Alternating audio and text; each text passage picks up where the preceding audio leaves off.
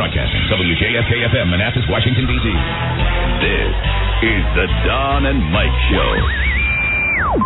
Want to participate in a Don and Mike Show contest? How about this? You or a member of your household can only win once for 60 days. You must comply with any age limitations for each contest. For complete contest rules, send a self-addressed stamped envelope to the mighty WJFK, P.O. Box 3649, Washington, D.C. 20007. Thank you, and God bless. Everybody loves Don and Mike. The Don and Mike Show. You can call Don and Mike anytime from anywhere in America. 877-365-3636. They're ready to believe you. Hello. No matter what you think, where else would you rather be than right here, right now? you know you won't get through. Where else would you rather be than right here, right now? Where else would you rather be than right here, right now? Are you doing like the Jack format thing? It appears to be stuck on Marv Levy. Let me go take a peek. Where else would you rather be than right here, right now? It loves that Marv Levy tape. I do too. Everyone no matter does. what button. And hold on, let's see. I'm hearing you. There it is. Shut up. It's working. Excellent. Right. Do you hear me? I can't hear you, Rosie. Oh, that is that. I got you. So it's bank select 3. And there you go. I got it. Figured it out. Oh, and how about the guy who is celebrating Cinco de Mayo today, right here? Yeah. Who doesn't love Mexico? Your silver bullet band. How's your dystrophy? It's better. One day later. Yeah. Good afternoon. How's your daughter's lip gloss? How's your lost telephone? Good afternoon, Mr. and Mrs. Hey, no fibs today. Why do you keep saying that? No fibs today. Because John Norman accused me of fibbing about something, and I said, you're a fibber. I said there'll be no fibs today. You're a fibber. What did you say that you fibbed about? I don't even remember. That's a fib right there. Right. I don't remember. He fibs all the time when I ask him things about stuff and he fakes it. That's a bluff. That's different. bluff? No. Today, heretofore, from now on, no more fibs. No fibbing. No, from anybody. And no half-truths. All right. Law. That's right. These guys are guilty of being hot. Tom Geronimo and Mike O'Mara. Right. I can't do the show under this new no fib edict. All right, we'll relax it. Doesn't apply to you. Listen, hello. Sure it does, but. Hello. Oh, hi, darling. Hi, John Kerry. Are you there? Oh, hi there. You'd like to hear a little. The tunage today, Robert Seeger. Last grasp for Bobby F. Hi, Don and Mike. Also, last grasp for Eddie Murphy. Oh, that's right. Yeah. Back when he made a funny movie. Right. Beverly Hills Cop. Since then, for both of them, it's... I'm sorry. I'm going to do better. I've been practicing. I'm going to do better. I know. Hello, everybody. Hello. Hi there, Don and Mike Show, new episode, Cinco de Mayo. I love this. Mike, it's Thursday. 0505. Scared kids? Scary. It's going to be really scary. I'm not kidding you this time. Hi, Don and Mike. Buzz Burbank here. No, he's not retarded. Hi there, Buzz. Yes. It's Don and Mike Show, and you can call us from anywhere in America at 877-365-3636. Yeah. From Canada, from Mexico, 800-636-1067 in Washington, D.C. On WJFK. I'm sorry. I know, 202-432-1067. Play that one all the way to the label. There. Oh, there you go.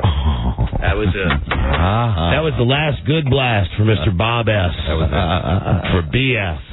BS. We're out of BS. Here's BS. They tried to fix him up I mean, they tried to BS and the SBB. They tried to, they tried to Aerosmith him up a little bit. They tried to give him some of those synthesizers because that's when Van Halen started with the synthesizers, he was still stuck on that goddamn locker rock.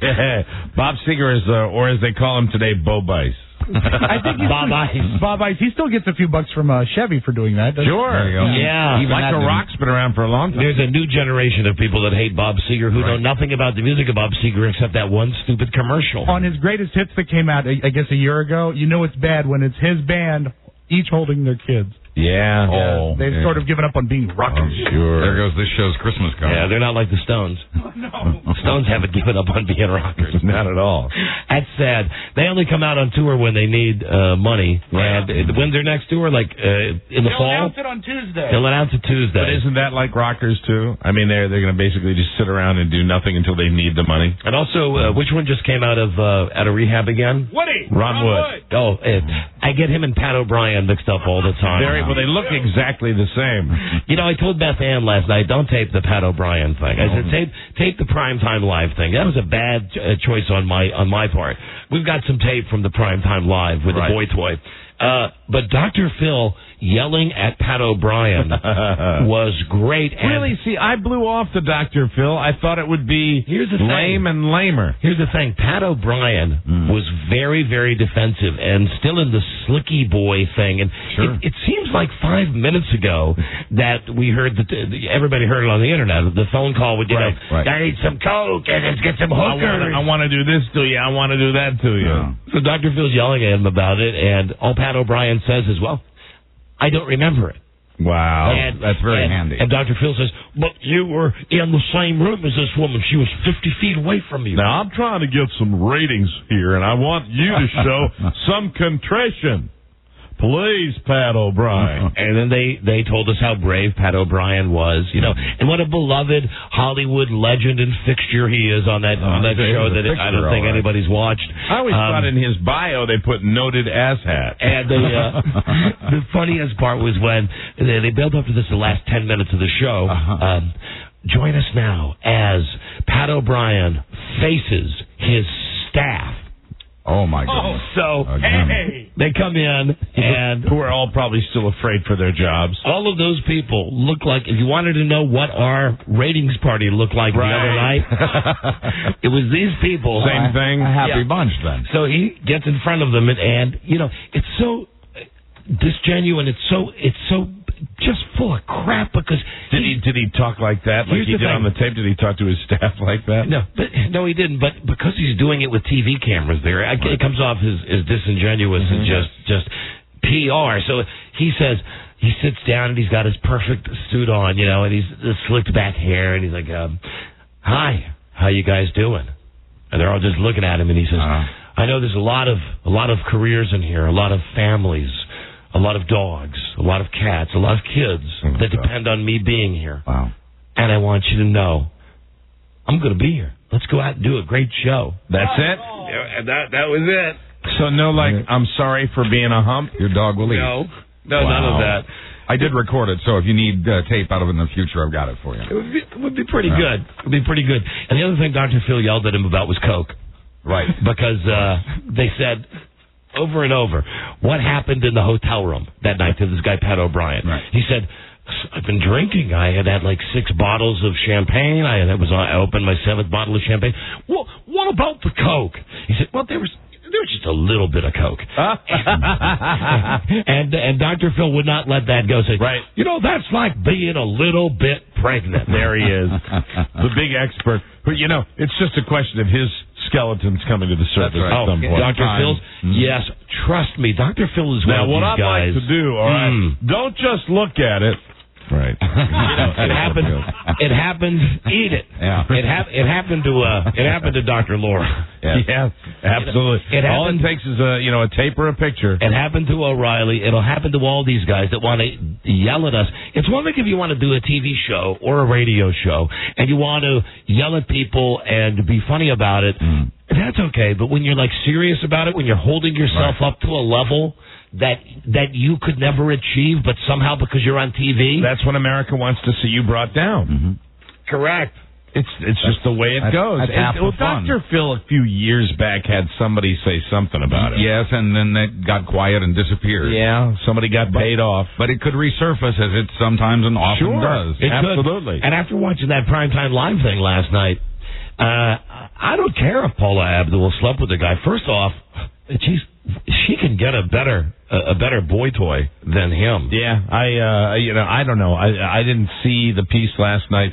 Did he have credibility? Was he credible? No, here's the thing. Here's his credibility. It's his word against her word, and his moronic, pockmarked friends who look like they could be in a Clearasil commercial. And also, not helped by the fact that he's one of these, like, and I'll play the tapes for you. Right.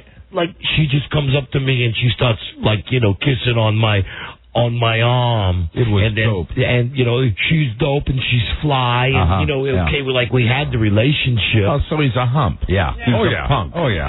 With a matching blue cap. And a lot of the stuff, in my opinion, I'm no Paula Abdul fan. It was circumstantial. I mean, like the guy from ABC, the Hispanic guy, George Lopez, I think was his name, the guy who was doing the report. Yeah, are you wearing a blue cap? All right, you're in trouble, Buster. They loved, this is how they would try to nail her, but they weren't nailing her. They said, this is the Sprint store. An employee says he was there when Paula and Corey came in to buy the new phones. And then they leave. So ABC comes off looking light on this? That's a shock.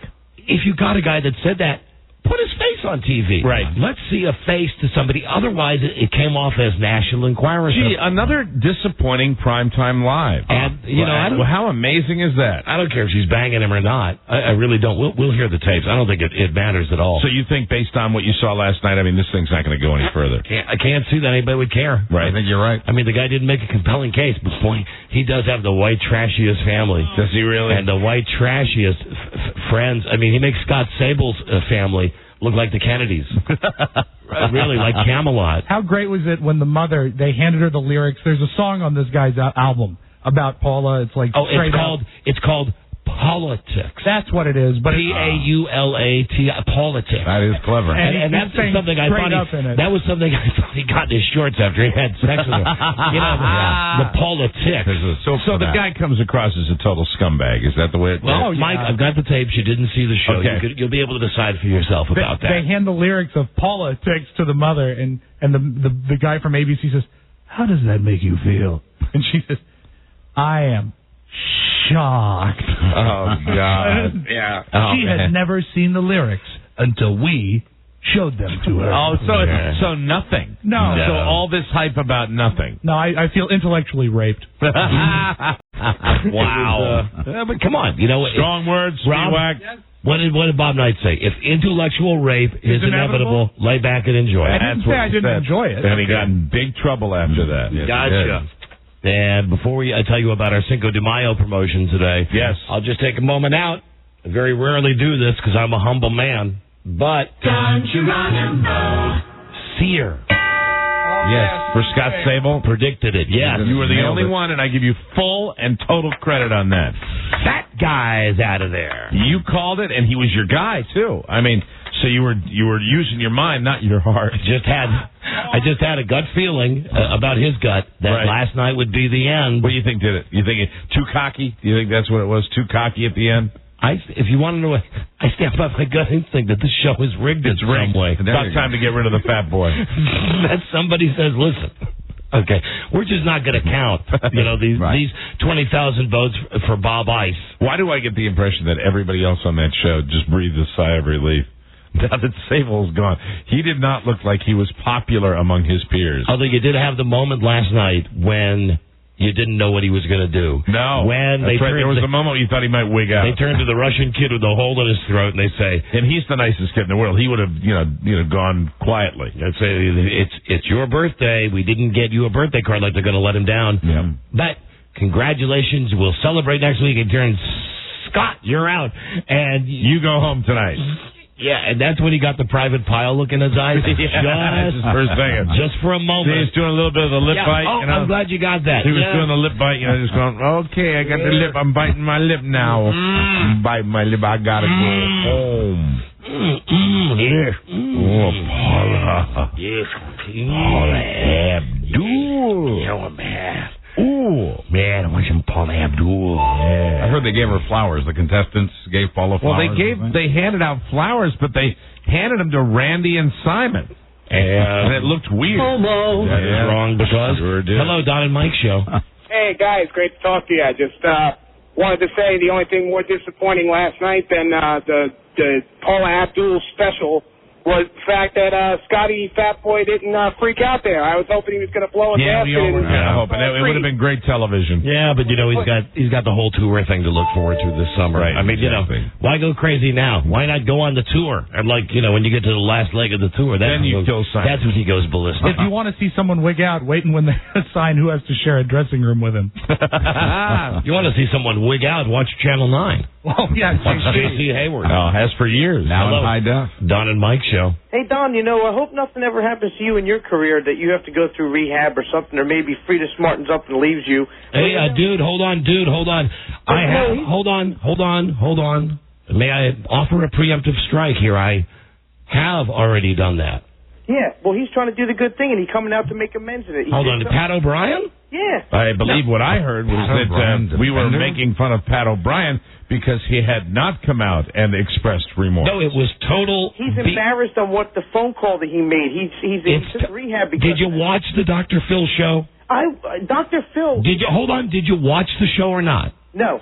Then what the hell are you having to talk about? I'm commenting on Pat O'Brien. I listened to it Shut on up. the internet. You listened to it on the internet? Yes. Well, then perhaps you could...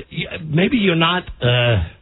you don't get it enough. You're not wired the right way that you couldn't hear the insincerity. I mean, Buzz, if you'll tomorrow bring in the tapes, Happy to. We'll play the tapes, just the audio version, and you'll hear he's a slicky boy. He was embarrassed. He was embarrassed BS. If you were on cocaine and alcohol and you made those phone calls with your girlfriend in a room in a hotel and this person put those tapes out on the air, they're embarrassed.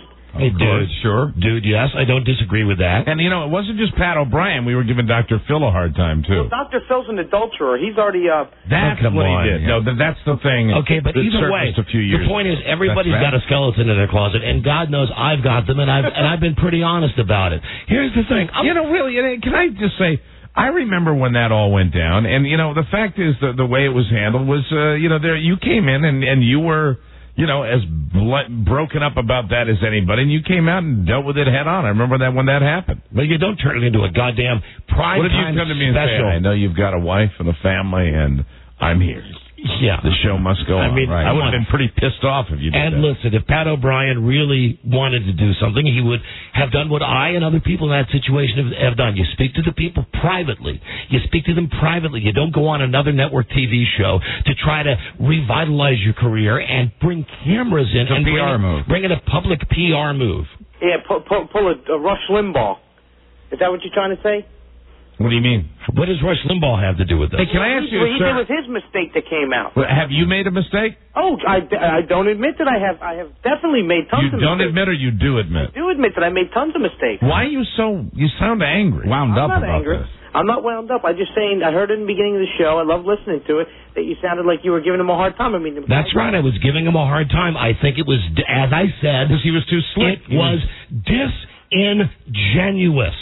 You can tell when someone is truly remorseful, and you can tell when someone is putting on an act for the cameras. So you think that he just wanted to get his big-paying job back and just get on with life? He didn't really mean what he said? Yes, that's the feeling I got after watching the tape. When they played the tapes of the phone calls, he couldn't even listen. He didn't even want to play him. He was so embarrassed about it. Wait a minute. You're being an asshat. What the whole point of this whole thing was that the guy he came out and he said, I don't remember. Well, isn't that convenient? You know what? Isn't that convenient? You don't remember any of it. You don't remember any of the bad behavior. But I would venture to say there was probably, when anybody goes through that kind of crap, there's bad behavior leading up to it.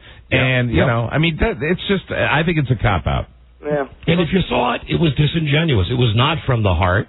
It was a lot of planned looking at camera one, looking at camera two, and you saying the scripted thing. You might have had to do your apology on the air when you came in here, and when you went through your tough stuff. I've done a lot of those apologies.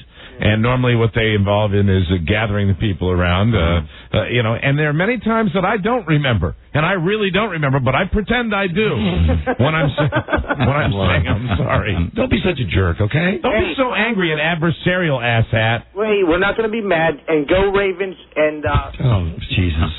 Suck one. You just had a lot of caffeine, I think. Get yourself a nice lollipop.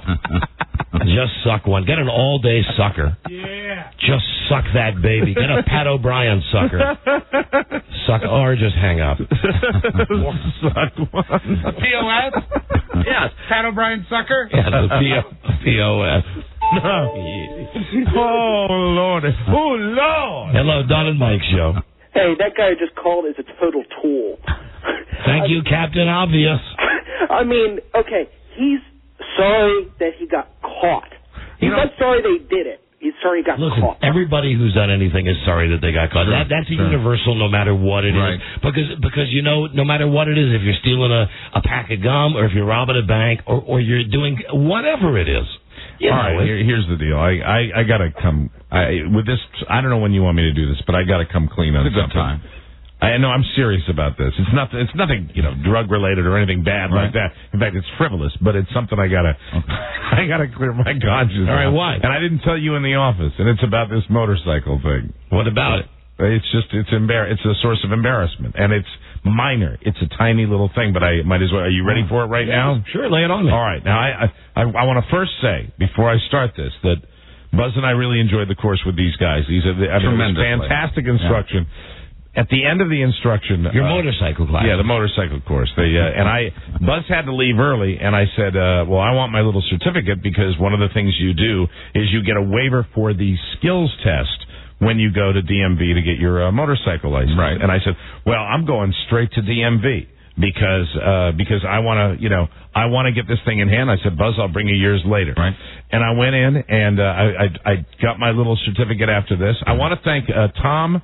is it Williams? Hold on. Yeah, Tom Williams. Before you do the whole thing. All right. Are you going to do the whole thing about your recap? I could. Okay, well, we got to do the Joe thing first. I didn't know you were going to do the whole thing. Well, it involves us. You might want to wait.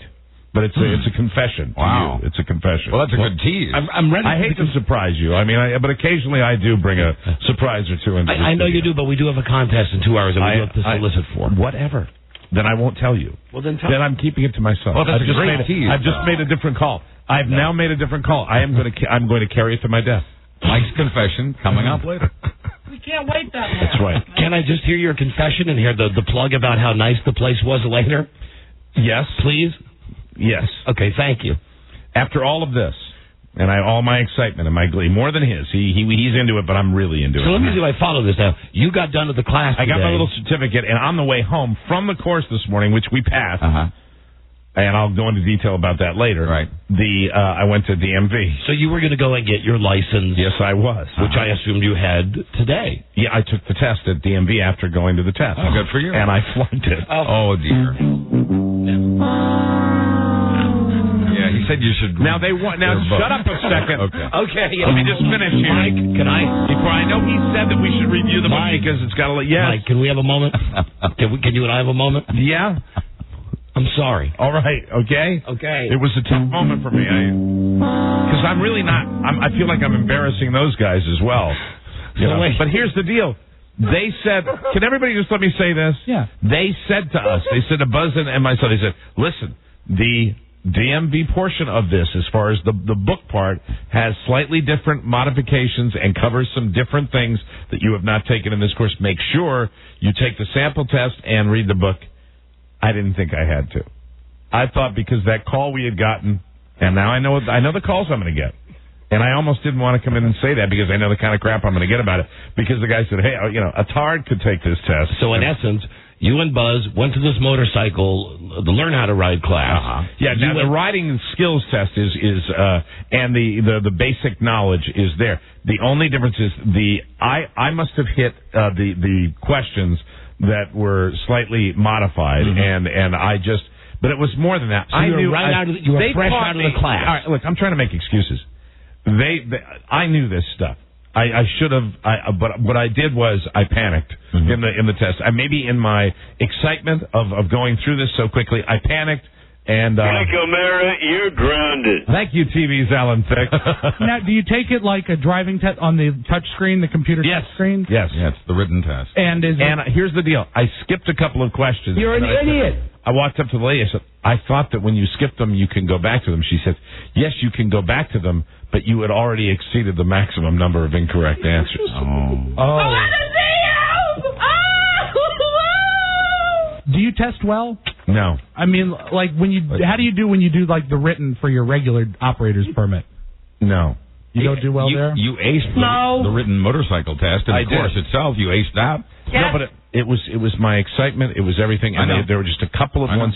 I forgot the basic stuff that we had just learned, and I'm embarrassed, and I just am here to say I'm taking it again tomorrow, and I'm going to pass it, and I'm sorry, and I'm sorry to everybody.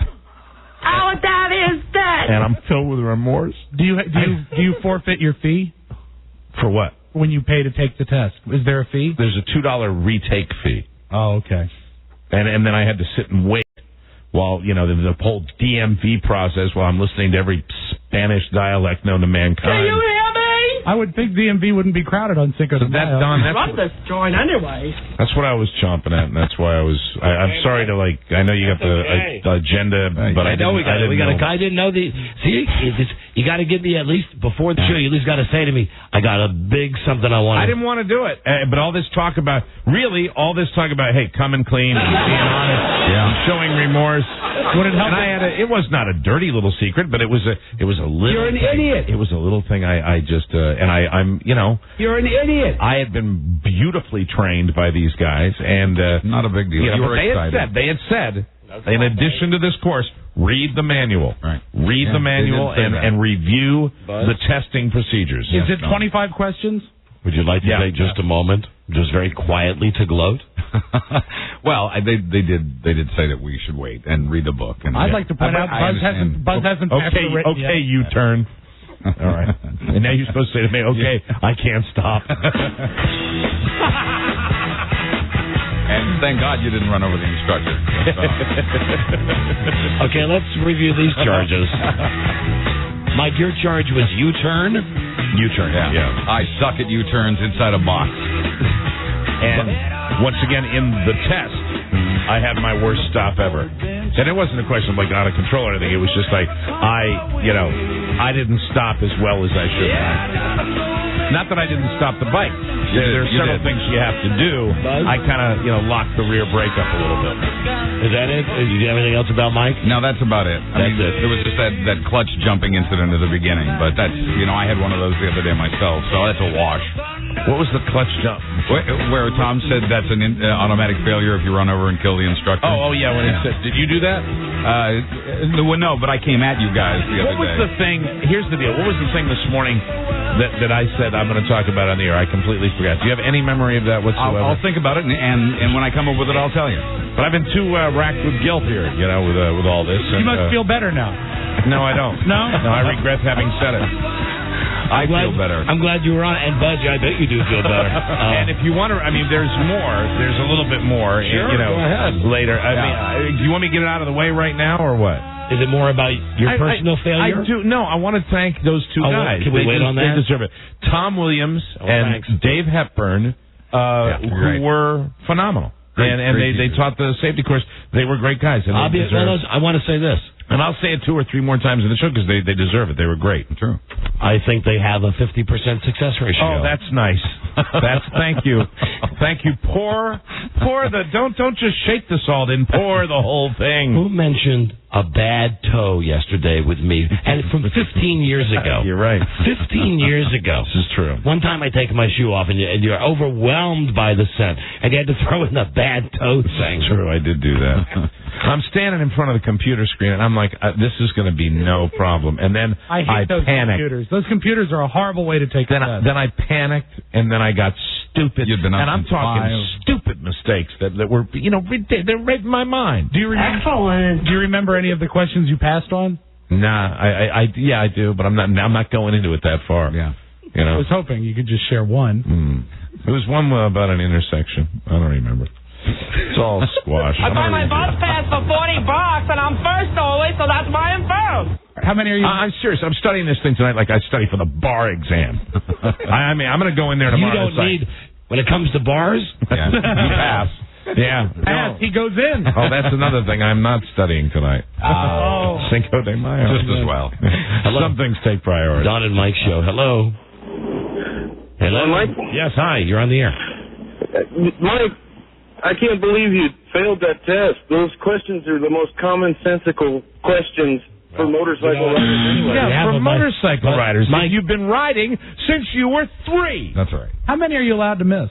I don't know. I'm going to find out tomorrow when I come in when I've passed. Hello, Don and Mike show. I didn't think you were going to take it tomorrow because you were not going to be able to study tonight. I'm going to take it and I'm going to study. I'm going to study. I'm going to Study in the morning. Don't forget everybody. Shut up. Hello, Don and Mike show. God. Hi, Don. Hi, Mike. Hi there. I just wanted to let Mike know I've been riding for like 25 years. I failed the Virginia test the first time I took it. I had Can I motorcycle. say something to you, sir? God bless you. You know what? God bless the loser. We're gonna get one call like this, and yours was the one, and I needed it. I really did. I rarely rely. God knows I don't rely on our listeners to help me, but this particular call, that's how much it meant to me. Can I make a guess about you though, sir? Sure. I'm going to guess it was 5th grade. Am I right or wrong? Was that the grade you were held back in? Okay. No. Oh man. Hello, Don and Mike show. Oh, come on, Joe. Hey, Mike's getting picked on, Joe. Let's roll in. Joe only pops in when Mike's getting picked on. Were you wearing your do-rag and your glasses with your cigarette and your jacket? I was wearing my leather jacket, but no do-rag. In fact, I was thinking my hair was a tad unkempt. And the photograph, because I was getting a new license at the same time. Yeah. See, that's the thing. I was going to change my address on my license and get the whole thing done. Sure. Right. And then I have to leave DMV with my existing license. Wow. And just walk out. And, if anybody was at DMV and they saw me sobbing, that's what was happening today. And everybody else seemed very happy. There was a lot of people. It's a holiday. Hey, you know what? Before we talk about our big Cinco de Mayo party, which we're going to have here today, we're giving away $1,000 and a trip to Las Vegas. Wow. But you got to come down to the station. We'll tell you why in a second here. Maybe as long as you're in this mood, you are. Yeah. You ready? Yeah, sure. Mike got a letter. Get it out of the way. Mike got a letter in the mail today, and I think, what do we decide to call this segment? It's no effing way. Yeah. Welcome to How's Your No Effing Way. Huh. Here's a letter. Mike got a package today at the station. Yeah. And we know most times we get packages. There's about, a 10% chance that there's anything. It's generally something said by someone who has good intentions, but we end up throwing it away. This was the cherry on my sundae here, because I thought it would be something fun. Yeah, Mike was opening the package because it was a big package. This is when, and I was sitting there, and I've come clean on it now, so I'm just, might as well get this out of the way. You think you have a major award? This is a major award, and I entitled this segment, No Effing Way. No Effing Way. Dear Mike, I've been listening to the Don and Mike show ever since I moved to Northern Virginia 5 years ago. Though I always enjoy the show, there have been a couple of moments recently that struck a chord with me. You speak fairly frequently about your health and your weight loss efforts. Yes. And several times I have thought of offering my personal training services. Oh, my goodness! But your show yesterday, discussing the motorcycle safety course you are taking with Buzz, finally inspired me to contact you. In addition to being a personal trainer, I grew up around motorcycles. Blah, blah, blah. Blah, blah. Blah, blah, blah. What is it that he's trying to pitch you on? And because I grew up around them and I have a motorcycle, blah, blah, I have published Get Fitter, Ride Better. Oh man, it combines the two. Book provides an overview of the fundamental aspects of physical fitness and the manner in which they affect riding. Well, I've been on Route 66, and I've seen those Hondas with the beef twins on the back with their big antennas, those fat asses. Right. The 12-week fitness program is designed to help you improve your strength, stamina, and balance. I have enclosed a copy for your review. I have filed it. Mike, what is your response? My response, it says finally this. I thank you for your support and encourage you to contact me with any questions or comments you may have. Well, here comes the question or comment. Ride strong. That's right. Betsy Shapani. Hey, Betsy. And I want to say from Mikey O to you, Betsy, no effing way.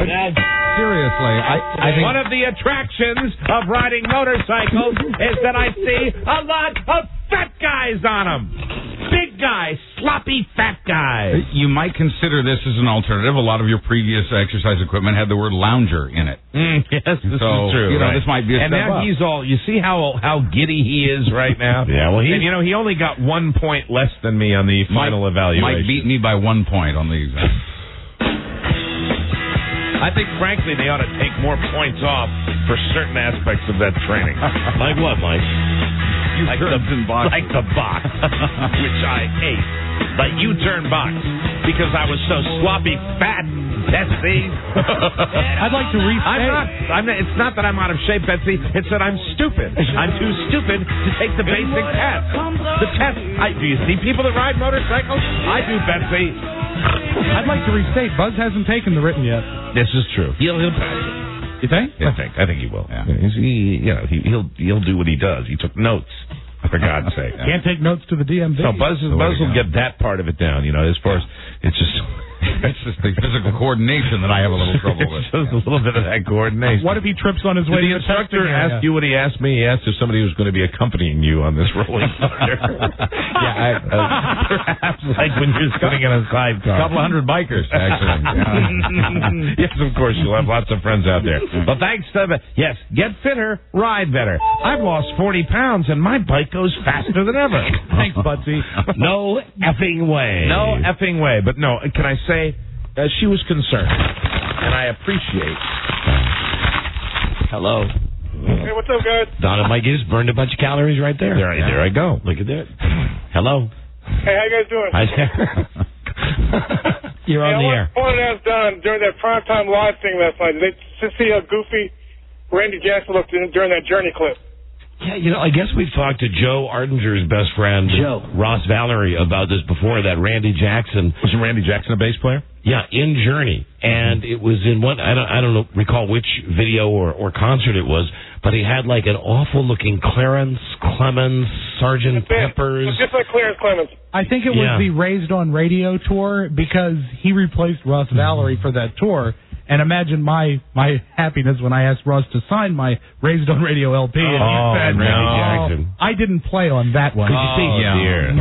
Thank you for the call. Part of the rap about this creep on the prime time show last night was that Paula Abdul said to him, Randy used to be in Journey, so sing a Journey song. Right. Yeah. Wow. Yeah. Boy, that's giving away the state secret. Sure is, Mike. And then, she started kissing me. Yo. I can't wait to hear that. Yo. Yeah. There was so much great TV last night. Yeah. Pat O'Brien, Slicky Boy. Right. I'm going to come into the room now. Let's see. The camera's on. The camera's on. Everyone lined up against the wall. I'm going to do my best to look sad. Look stoic. Put one leg up, the elbow on the knee, almost in the finger pose. Yeah, totally affected. I know there's a lot of families, dogs, cats, children, careers in this room that depend on me. Let's go do the best work we've ever done. Please. No, I'm sorry. Get that. There may have been an I'm sorry. Okay. There may have been. Lost, on the other hand, kicked ass. It was just an all-day sucker. Yeah, that's all it was. Say that show's great. It is. Just an all-day sucker. Hello, Don and Mike show. Hey, Don. Hi Hey, there. Mike. Hi there. Hey, Rob. Hey, Buzz. Yada, yada, yada. Et cetera, et cetera. Okay. What? Can you say Vespa? Vespa? Oh, that's a scooter, Mike. Hey, Mike. Yeah. I know where you can get a really great $10,000 John Deere Packers lawnmower. Oh, get out of here. Yeah. Bring it. Hello, Don and Mike show. Hello. Oh, that's a hang-up. Let's do one more call and we got a break. Hi. Oops, Don and Mike. What's wrong with this line? Hello? Don and Mike. Yes, hi. Yeah, Mike, I wanted to ask you, is your new motorcycle helmet made out of ass? Made out of ass? Yeah, like an ass helmet? I'm going to see if I can get one custom made, especially since I flunked the test. So when I do pass the test, I'll be wearing, indeed, the ass hat. Because you're right, sir, I am the ass hat today. Absolutely. Now, listen. I am beating myself up. You really are. I was as angry at myself as I have been in a long time. You're tired. And I know why. Yeah, I am a little tired. Because, in a way, and maybe you don't want to admit this, it's kind of a competition with Buzz. And I was going to come in today, and you were going to say, hey, Buzz, look at my new license. Look at my motorcycle. Mm-hmm. And instead, I went rosy at the DMV. Well, you're just sorry. Stupid. You'll try to do better. Let me leave you with this tease before the break, okay? Mike, at least you didn't cry. When we come back, after we tell you about the contest today, and we're giving away $1,000 in the Vegas trip, yes. we'll talk about a man. A man? A man who cried? A man who cried. Ooh. A man who cried. Really? And the woman who made him cry. Oh, my. Oh, dear. That's right. That's a hell of a tease. It's an explosive Oprah Winfrey show. You gonna cry? You gonna cry? You gonna cry? I feel better. Let me say, the crier, you probably will not be surprised. And these are people around the station, incidentally. Oh, even better. The crier, you will not be surprised about once you figure out. Oh, really? But the person, the woman that made him cry, yeah, that's going to be like a Scott Sable upset. Oh, my God. What a great... This is in-house business. Because she, her whole rap is not "Don't Tread on Me." Right. But, with no offense to her, and I know she's listening somewhere in this building, generally speaking, she's a doormat.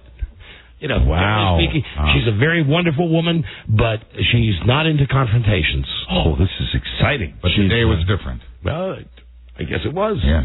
So this is the big tease. That's right. So let's see if we can think about. And I hope he's not listening now and crying somewhere. Oh, you know what? This is almost taking away all my LP today. Your life pain. My life pain. Yeah. My life pain is very low today, incidentally, even though things are still crazy in my house. And just think how low it's going to be tomorrow. I got the priorities. Acupuncture Friday. Oh, although I got a sub sitting in for the regular one. She's on vacation. Oh, God. So I'm not sure how that's going to go. Okay, everybody watch it tomorrow. Comes in, she puts one of them needles in the wrong spot. Although today I had the shopping list from Big Frida. Well, Robbie? I'm just going to say my LP 8.38. Oh, yeah. I heard on the other end of Rob's phone today. I'm sorry. Hi. You only have 2 children. How is it that you make it sound like there's 20 there? It's a Hollywood trick. It's a simple actor's trick. And Robert's flushing again. Oh, flushing like household items down the toilet? Yeah, it was. I called Don last night. Julia came to me, when screams go to phase 3, and it's like you think, oh my God, I better make sure they have their fingers. Yeah, it's the type of scream where a parent immediately has to jump up because you think something's horrible. I said, what is the matter? She said, Robert flushed my lip gloss down the toilet. How old is Julia? And she's 4. Robert's 2.5. And the thing is immediately I have to parent and stifle laughter at the same time. And the more I thought about it, I thought of it from the toilet's perspective to see Robert running and laughing with the lip gloss to the toilet and to flush it with her in hot pursuit, and her seeing it go and then screaming. It was one hell of a night. The toilet in your house kind of goes, oh no, here it comes. Here it comes. No, please don't put that in me. But for future parents, no, lip gloss, not a clogging item. Oh, really? D-cell batteries, clogging item. Yes. Yeah, well, wait till it comes out and somebody thinks it's a finger. This finger's red. So right when Rob was calling me to tell me about, my godson, that cracks me up about Robert. He is the flushing. Yeah, he is. And I can picture him really with his mouth open, just running around, just laughing, screaming and laughing. He's a needler. You heard what's going on at my house last night. Crisis. Oh, that's right. Frida answers the phone and goes, hold on, it's for you. And I come out to the other room and she gives me the phone. And I'm sure you heard Big Frida say, there's no bourbon. Well,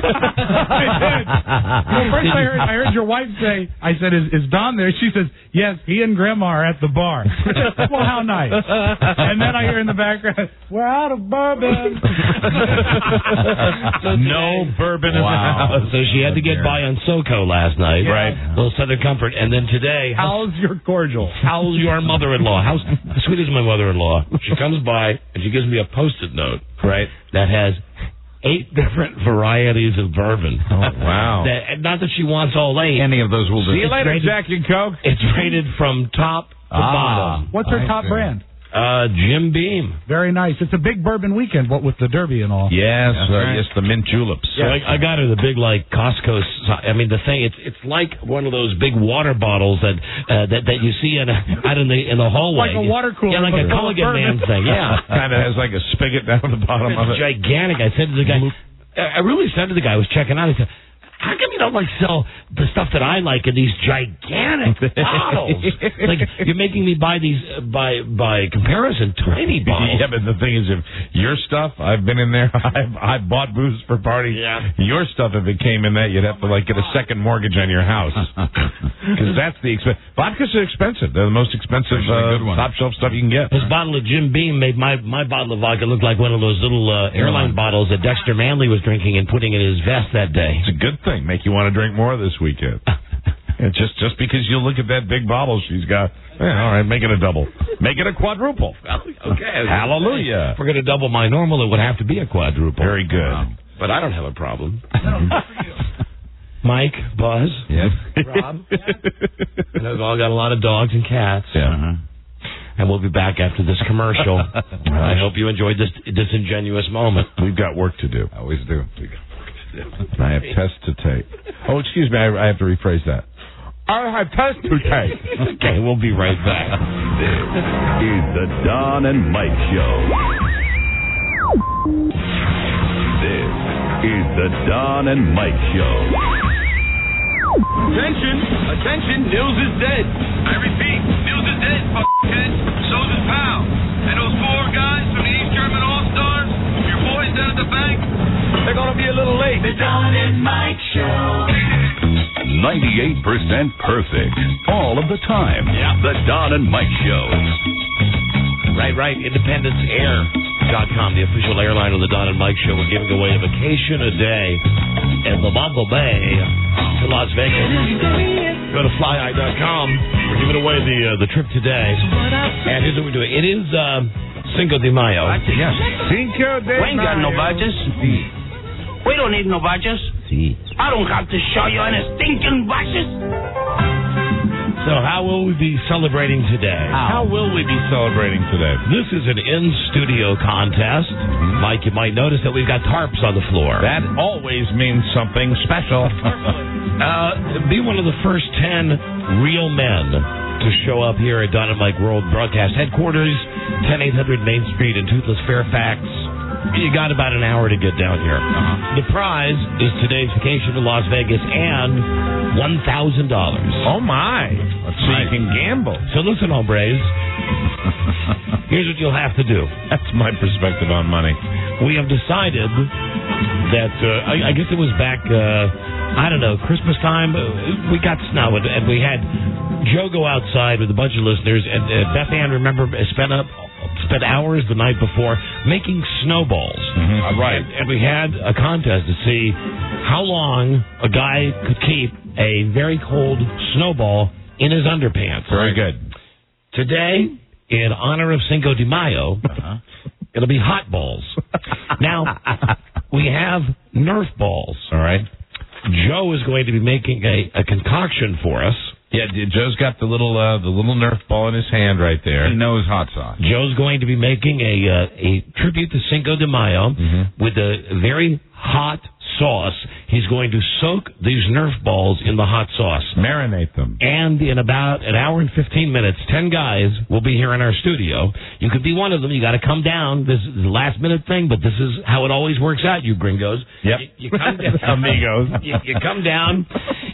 You take one of the balls out of the bucket. Yeah. There's no nudity involved. Okay. You simply, although we'll have to have somebody checking to make sure that the Nerf ball actually goes into the underpants. Inside, pressing up against the skin. Yes, that's correct. Right. And the person, let me rephrase that, the real man. Yes. The real man who can withstand the Nerf ball, the hot ball, the longest, wins the $1,000 in the trip to Las Vegas. All right. Now, Joe? Yes, sir. You've had some experience with these sauces. I have. You were experimenting this morning. You were dabbing the sauce on your arms and your face, right? Well, I was working with it, and every Joe. time I scratched my nose or rubbed my eye, 15 minutes later I was washing it out. So, very good. And I've got this certain brand of hot sauce. I tried it. I didn't think it was quite hot enough, so I made a little something special. What'd you do?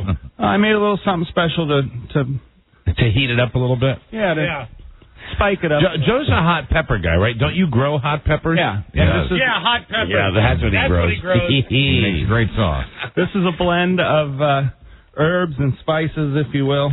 Now, hold on. You got one of those squeeze things that looks like an old 1950s. That's his homemade stuff. Yeah, but I like the 1950s diner, like You can get those at World Market. Ketchup and mustard squeezer things. Now, Joe, that homemade concoction that you will be supplementing the hot sauce with, is that something that you would conceivably put on food that you would eat? Sure. Okay. In fact, I made it with some of this pepper powder I brought in if you'd like to just try a smidgen of it. Okay. Can I try a dot of the sauce? Sure. Smidgen. That's good stuff. Among other things. Have a smidgen. Rob's going to try the sauce. Be very careful, though. It will burn your eyes if you get it near it. What do you think? Now, that's just part of what the equation is going to be. Wow, that's real strong. That's got, as Joe will tell you, both front and back burn. All right, so that's Joe's homemade concoction, which is going to be going into the pedestrian hot sauce and all these peppers and everything. Mike, what do you got now? Pepper. What do you think? This is the dry pepper. That's the powder. Yeah? Not that bad? No, it's the delay. It's the delay, because you sit there and you go, hey, there's a delay here. You'll feel it in your eyes in a second. Wow. Good, though, Joe. Real good. So remember now, guys, this is a big contest. It takes a big man. It takes a real man. You're going to have to get these balls after they've been soaking in Joe's bucket. Should I pour? For about an hour. Yes. Joe, what are you pouring in there first? This is the base sauce. Now, this is a hot pepper sauce, but it's rather generic. Oh, hold on. We got another mic. Which one is that, Rob? Number 5. Number 5? Okay, here we go. Pouring sauce. That's one bottle. Happy Cinco de Mayo, everybody. Okay, this is another bottle of the generic sauce. This will equate to about a half gallon of regular sauce. Now, how hot is this generic sauce that you're using, Joe? It's pretty spicy, but, okay. I mean... Yours kicks it up a lot. It's what I call girly sauce. Yeah. Almost sounds like something else. Yeah. Almost sounds like... Reminds me, I want to say hi to Dave Howard, who was in the bathroom today at the same time I was. Dave Howard. Oh, man. Look at that. Oh, and I can smell that stuff now. You shake my nerves and you rattle my brain. Yeah, we're going to have great balls of fire today. Now we're going to take my special brew and just liberally put it in there. I want to tell you something. That smells goddamn nasty. I'm all the way over here in the control part of this studio, but man, whoa. Hey, Joe, I mean, in your experience with these little balls, what would you guesstimate would be a good time, a good manly time someone could actually keep one of these balls in that area? I don't know. Make a guess, Joe. I'll guess. Maybe 15 minutes? You think that long? Really, that long? I don't think, based on the smell, I don't think. Buzz, what do you think? Well, I think that it's going to last a lot longer than 15 minutes because some of the sauce, I would think, would get on you. I tried a little of it before the show, and I have to say... man, I'm getting it right now. I don't mind the burning. So. Oh, that's right. I saw we bet Buzz. Remember that one time we had Buzz eat the what the hell did you eat? The wasabi. Wasabi, right? Yes, we had him eat an entire big chunk of it. Bless you. That's pepper powder. You shake my nerves and you rattle my brain. Somehow the balls are getting smaller. Really? Yeah. That's shrinkage, Rob. They're soaking up all the juice. This stuff will make them shrink. That's it. It's all in there now. The marinade is complete. You're not done, Joe? they do get smaller because I'm mushing them down. What I'll do is I'll lift them back up. I'll lift the balls back up, and they will swell to proportionate size. Would it be a shame if we put some of that... Will I swell to G. Gordon Liddy size? Should we sprinkle powder in there? Watch for splatter. You're going to sneeze That's again? why I brought it. Mike? God bless you. Oh, God. Man, you got the vish germs everywhere now. Oh, it's not really a germ thing. It's just it's like when you're cutting. No, what I'm saying is that your germs are now everywhere because you've had those big. Yeah, I know. You had maybe about 18 crystals of all. I mean, just a fingertip. His germs were killed with a hot sauce. So this is a contest. You're not doing this for. You're not doing that to be funny. It's in my nose, man. No, those are real sneezes. God, get it out of here. Jesus, Joe. Oh, that's Mike, nasty. We got to get the sound of it being all brewed up. Get Joe in there. Toil, what's that thing? Bubble and boil, toil and trouble and toil, or bubble, toil and trouble. That's it. Cauldron burn and something bubble. Oh, they're fine. How's it going, Joe? Totally soaked. They're marinated. Okay, Why now. is it smoking? It's boy, that's hot. That's hot. When you're hot, you're hot. Wow. So the question is, will anybody show up for $1,000 and trip to Vegas? Trip to Vegas. Trip to Vegas with $1,000. You bet they will. I think they will. It is our Cinco de Mayo tribute. Rob's got it too. Speaks up on you. Man, oh man, it does, doesn't it, Rob? Yeah, it does, Mike. Good stuff. I don't know what it says about me. I smell it as bad as you guys. I'm not sniffing yet. Well, I'm not having any kind of reaction to it. Not having physical contact. I mean, bring it over. Let me try it. See if I sneeze. Because I got the vish allergies anyway. I'm sneezing all the time. Bring that glove over to Don. Let him smell that glove. Just smell the glove. Smell the glove. Smell Joe's glove. Yeah. Remember we used to Spinal Tap? back before the FCC. That's the game we used to play for $1,000. Smell the glove. Smell the glove. So you want me to? This is like a small amount of just this taste pepper. it, like, so you know how hot it is. Put it on my finger, then in my mouth, on my tongue. Yeah, just let it tip your tongue, So you know it's quality. and you'll understand the little delay too. Okay. Here we go. That much, Rob? Yeah, it'd be good. Okay. All right. Wait a minute. And give it a second. I mean, I feel it's hot. Yeah. Should be increasing now. What is it about me? Well, Have another cigar. I'll take some more of this. Oh, man, I'm getting it now. Yeah. Just had my face down in Yeah, the fumes alone. Face. That's a lot. That's a manly man portion. Yeah. Oh my That's God. a lot of pepper That would kill on my me. tongue. That would kill me. Okay. All gone. Yeah. Yeah. Well, wait. You have to wait. The delay. I'm waiting now. I mean, it feels hot in my throat. It's not killer yet. Mm-hmm. And I'm not sneezing. Mm-hmm. I think Not it yet. will. You think it will? Perhaps. Yeah, it took Mike and I a couple minutes. Yeah. See, that's the thing, is these guys will put them in their pants, and it'll be okay for a few minutes, and Right. then it'll get a little worse, and then it'll And then get a they'll little have the desire to run out. We have a bucket for them to dip themselves in or something like You that. know what? The thing is they're going to not have any instant relief. Yeah. Or Sauce will I feel the burning. short and curly. I feel the burning, but I'm not. Are you saying that I've lost my palate because I smoke cigars? How'd you do on that motorcycle test today? How'd you do on that, Evil? Evil cut O'Mara. see nothing. Mike Knievel? No, I swear to God, nothing. I don't know. Feel great. I'm not sneezing with you. Let me try that. What's that? What, Joe? He eats locusts too. Yeah. He's got a cast iron stomach. I feel like evil done evil. Duh. Evil done evil. All right, Buzz, you try it now. The thing is, Buzz is going to try. Put some on your finger, Buzz. Then put it on your tongue and see how hot you think. And there's Mike's gonna. You gonna sneeze again?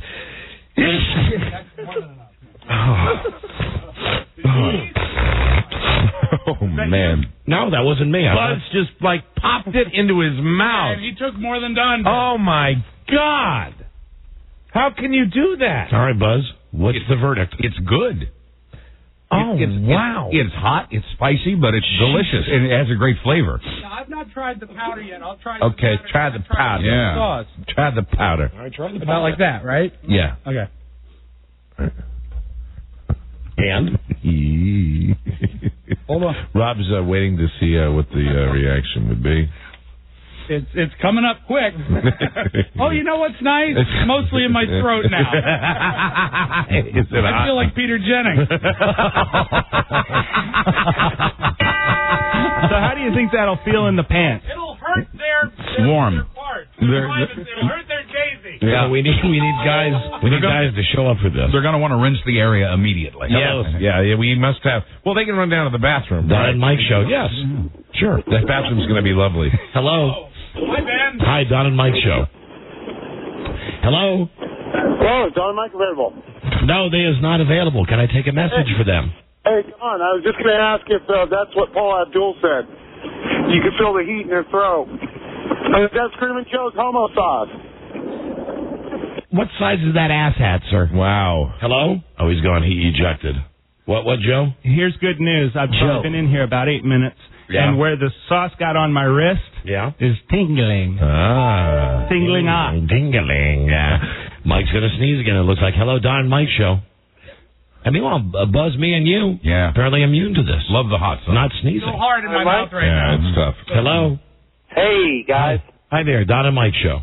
Hey, you want to make it real interesting? Have somebody snort a line of that powder. Oh, no. Yeah, baby. Get her done. Okay, thanks. Okay, jackass. Thank you. Johnny Knoxville. I was just going to say Johnny Knoxville checking in. His ass hat's a little big, but he'll grow into it. You know, Johnny Knoxville looks outstanding in that Dukes of Hazzard movie. Oh, really? Have you seen the commercials with him? No, I haven't. I haven't seen that yet. He really looks great. Yeah, well, I think he might have a career as a movie guy. Hello, Don and Mike. Hello? Oh, come on. What's going on here? We are doing one of those kind of contests, you know, which kind of stirs them all up. They come up to the surface. Hello, Don and Mike show. Hey, yeah, I was wondering if Joe is writing down the ingredients. According to Buzz, he might have a hit on his hands. Yeah. Yeah, it sounded like the maze. He might have a hit on his hands. A hit on his hands. Can you imagine that hot sauce on Buzz's cereal? Hello. Maybe Joe could put that on his website. Don and Mike show. Yeah, okay. Hello. Hi, Don and Mike. Hi there. You know what? I'd like to come down for this contest, but how can I explain this? You know that, like, John Bonet look on girls? Do we know what? Oh, what's he saying, this Mike? guy's saying he's shaved down there. Well, yeah, my lady enjoys that. So that's gross. You know, can I just say, unless, you know, you're like Fozzie the Bear? Yeah. I mean, really, who's got a forest? Well, I'm talking about, because see, I guess what I'm talking about is where you might actually place it. If you might place it by the Frank, or if you might place it by the beans. Yeah. but anyway, it's all clean down there. Yeah, but see, and you know what's gross about that is that he had to tell us. Yeah. Had to know. That's like the guys that call about their vasectomy. Precisely, and it's the same underlying wrongness. Hey, listen, I'm really sorry that I can't come down there, but I shaved myself, and I had to tell everybody. Buzz, you know that's the plot of a porno movie you gave me once? No, I didn't know that. The guy gets shaved? Yeah. You know, Buzz buys me a variety of porno for my birthday and Christmas and stuff. Well, the girl shaves the guy? Yeah, generally speaking, I like most of what he has to offer. Yeah, I'm not even sure I've seen that one. A lot of times I'll buy something that comes highly recommended or is perhaps an AVN award winner. I know what it is. Be careful on your hands there. The name of the movie is The Masseuse. Oh yeah. Yeah, that came very highly recommended. Is it a good movie? Do you enjoy it? If you get past shaving. Sponsored by Gillette. Wow. Shaving cream. The best of Is it all? Do they do it all? Yes. Yes. That's right, Mike. She has a ball. Hello, Don and Mike show. Give me heebie-jeebies. Hello. Don, Mike. Yes, hi. Howdy. I know why you have this high tolerance for spicy salsas, Don. Okay. Your birth parents were Mexican. His worst nightmare, sir. You know, that reminds me that I don't know when we're going to get the results from those DNA things, but my wife and I did the swabs to find out about heritage. Mm-hmm. You know that? Remember that? I told you that DNA thing? Yeah. And I don't know how we did those. They're like CSI swabs. We did them a couple of weeks ago. Hi. Hey, baby. Yes, Chucky. Here's a question for you. When are we going to get the results back on those DNA swabs that we sent in to find out what I really am since I'm adopted? We're not finding out what you really are. We didn't do that one. Oh, what did we do? We did the complete medical one because since you're adopted, particularly you, we don't know your history. Oh, now listen, that's no fair. You should have asked me my thought on that. I'd much rather know where I'm from than what's wrong with me. Both. Sure, really. Yeah, but I told you that it wouldn't be as fun as we thought it would be originally. Yeah, but I know that they can't pinpoint it, but they can give you like an area of the world that they think you came from. You would like that, though, wouldn't you? I mean, there are a couple possibilities. But that's not right. Because right now I feel like where in the world is Matt Lauer? Right. You know? Sure, they can't tell you that. If you listen, I don't know where I'm from. I told you what you should do is the four of you, or well, let's see, 1, 2, 3. So the four of you should. They can tell you how much Caucasian you are. It'd be interesting to find out who is the whitest of you. Yeah, that is. I think we know the answer. We know the answer. Hey, what if he wasn't, though? What if he wasn't? What percentage you are of Caucasian, American Indian, African, or Asian? All right, well, I like that. When we get the results back from that DNA thing with my health and your health, we'll get it for everybody on the show. Baby, how long does that take? When do we get the results on that? I think if you do your origin, that takes longer, maybe a month. I was thinking about that. We should be getting the other thing back any time now with all your, I'm interested to see how good you are at washing the toxins out of your body, because that'll tell, for one thing, if you're going to live to be 100 like George Burns smoking cigars, or if, maybe not. So that'll help me make plans.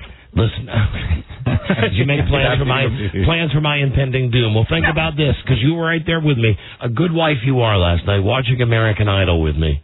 Oh, tell me something. It's like going to a school play for Bart. That's what I feel like when I'm in there. It is just being a good supporting member of the family. And I don't know why I do, because you don't even bother, because it's, you got your girlfriend calling you nonstop. But I talked to you. I said a lot of the things that I said to Rob, I ran past you first. You were like my test audience for a lot of my stuff. But the highlight really was, and I was embarrassed about this. What? When they said Scott Sable was the loser. Yes. And Frida was sitting right there by me, and and baby, you my whole life, like at a football game when I get excited, right. It was like if the Packers scored a touchdown. I did that. I went, oh yeah! I went, yeah. Who called it? Who called it? And she said, if only you were as smart about things that mattered. Isn't that what you said? Yes, that's the discussion I have. Why couldn't you know, like, the stock market? Why do you have to be able to call American Idol? I mean, I'm standing in our TV room, and I'm saying, I'm pointing at my wife, and I'm saying, nobody believes, like I'm Nostradamus, like I really know what the hell I'm like, you don't understand. Nobody. I know the fat guy is out. And then the phone rings and, excuse me, I got to talk to my people. I bet you could have laid down a bet on it. I bet somewhere they'd have wagering on that. No always. question. All right, baby. And then later on, because it's not that bad.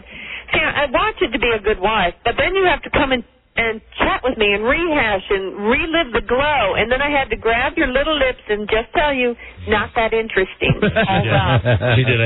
I was walking by her and I just said, hey, that's what I love about that show. And she just said, are you going to have the same feeling you do about football when we're getting close to the end of it? Because we're going to have to wait. No, I don't feel like that about football. At least it seems a little bit more manly when it's about football. Right on. I don't care. It's not really the sexiest when it's homo. I don't care. It's competition, baby, and I'm the Jimmy the Greek of American Idol. You are. I'm so proud. I'm who is it? And that's how about a prediction for who will win then? Out of the three? Bob Ice. Bob Ice. Bob Ice is your winner. Mm-hmm. Absolutely. Stick with me.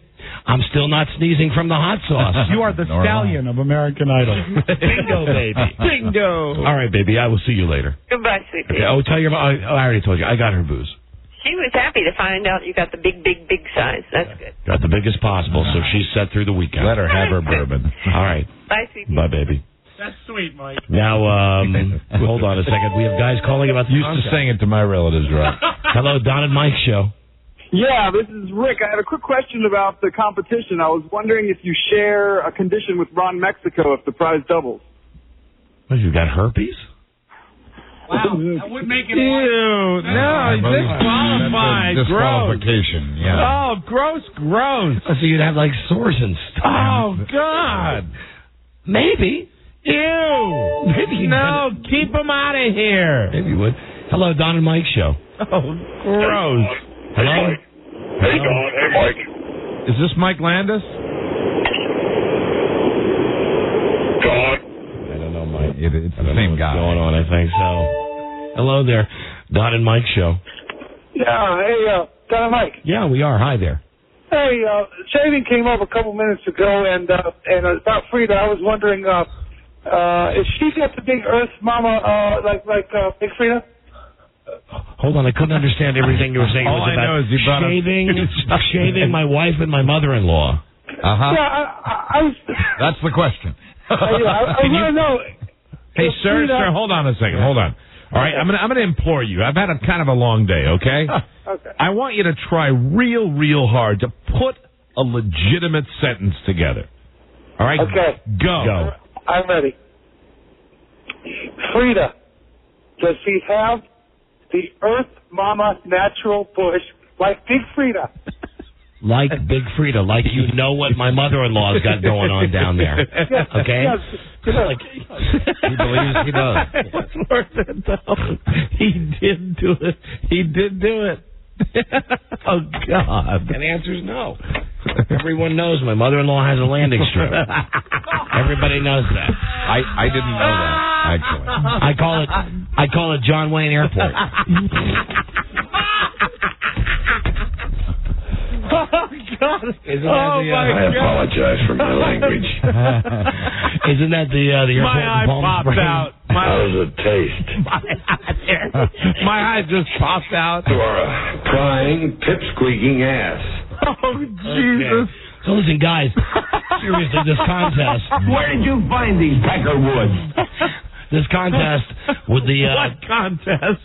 Oh, the Great Balls of Fire, Mother. I forgot. Don't forget, you come down for Cinco de Mayo, you put one of these Nerf balls that's in Joe's famous hot sauce down your pants. The guy who can withstand it the longest wins $1,000 and a trip to Las Vegas, and it's live in our studio, and we'll have pictures on the website and everything. What? I'm just thinking of all the things that are going through my mind right now. Taking the Bourbon Express to John Wayne Airport. There's always somebody looking for some. Oh, Lord. Some stuff you just can't shake out of your brain. Who else have you blabbed to? Yeah. Have to make an emergency landing here. Gonna have to, you know what, on the ground, gonna have to put out the phone. What did you say? You gotta put, they do that when if a plane's coming in and something. Yes. They put, if it's really hot on the tarmac. Yes.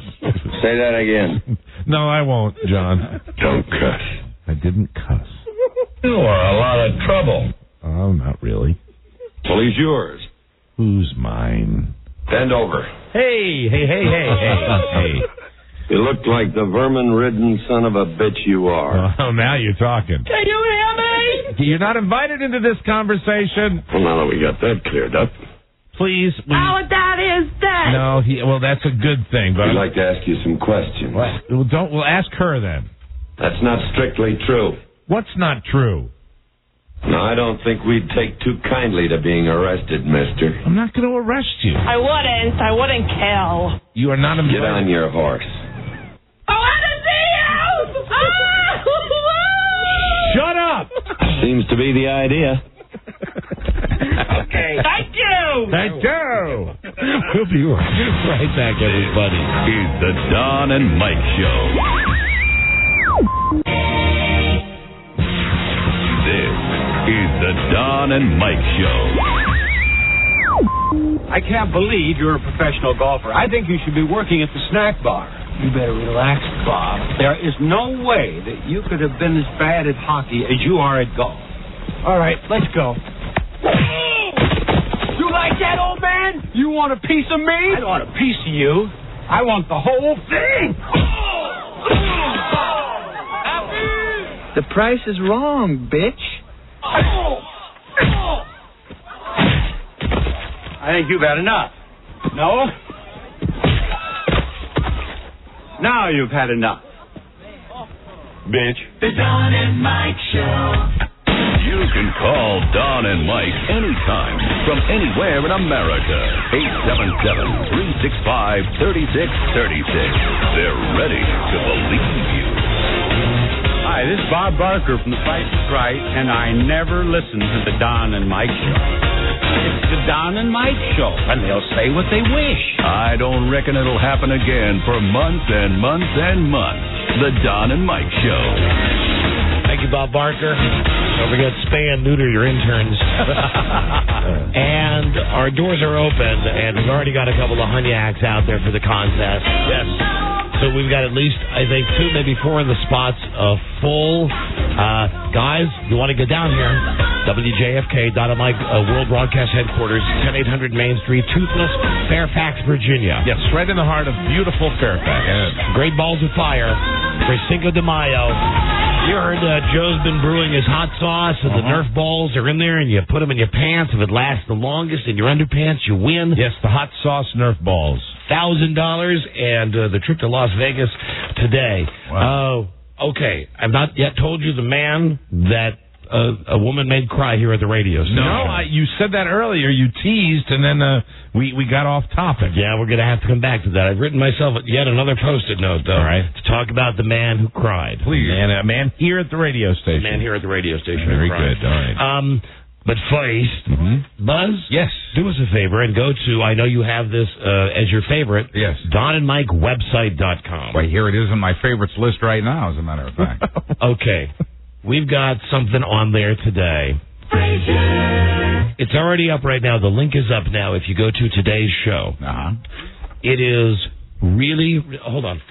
Buzz, find that. I am. And also let me hit Mike to the fact that we have pictures of Tom Cruise's girlfriend. Okay. Oh, yeah. Katie Holmes. Take a look. These pictures are on our website as well. Right. Check out... You want to talk about herpes? Yeah. Check out this chick's face, Katie Holmes. These are recent pictures taken of her in Los Angeles. Now, she has what appears to be a herpetic sore on her upper and also lower lip and near her chin. That's pretty nasty. Now, early speculation I saw, because Tom Cruise is such a man, is that was razor burn from their incessant kissing. Yeah, it looks like she was hit in the face with a bag of jelly. Wow. Okay. Boy, I mean, if that's razor burn, it's the worst I've ever seen. Anyway, I still think it's a fake, the whole romance thing with them. Right. And the pictures of Katie Holmes are on our website with her big zits. Also on our website right now is just the best video that you're ever going to see. Really? Kelsey Grammer is making a speech and takes a tumble. Really? Buzz, if you could click where it says, see, a link the guys wanted to share with ye. Are you there yet? I'm looking for a link the guys wanted to share with me. It's right underneath the pictures, old man. Okay. Sorry about that, Buzz. Young man? No, I'm still on the front page. Do you want me to go to the photo section? Go to today's show. Go to today's show. A clue. I'm sorry, I thought I had said that. Perhaps you did, but the computer's slow too. You went from the daily logs? Is that where today's show was absolutely. Found? All right. Maybe I got it here on my computer, but I can't get any. Normally, when I go to the website, I usually just go straight to the store. I can't. So Man, I'm sorry I called you old man. For goodness sakes, that was a good save. He's on today. You beat Mike at the motorcycle thing and everything. Okay, I'm on the He didn't page. beat me. He didn't beat me. Mike, I beat him. That's right, by a point. I beat him. But you failed your exam. I failed the written test, but he hasn't taken it. So he wins. He wins if he takes it and passes. The DMV test. So technically, I give him the crown with that already. But if he took it like I did without looking at the book, he might have had the same problem. Buzz, my apologies, old man. Yes.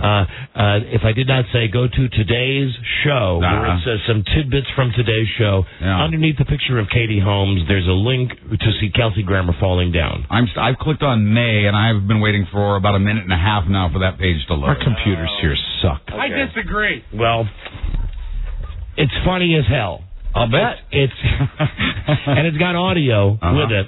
It's Kelsey Grammer giving a speech in Florida. Right. And he's standing up on stage, and he takes a header. A real battle.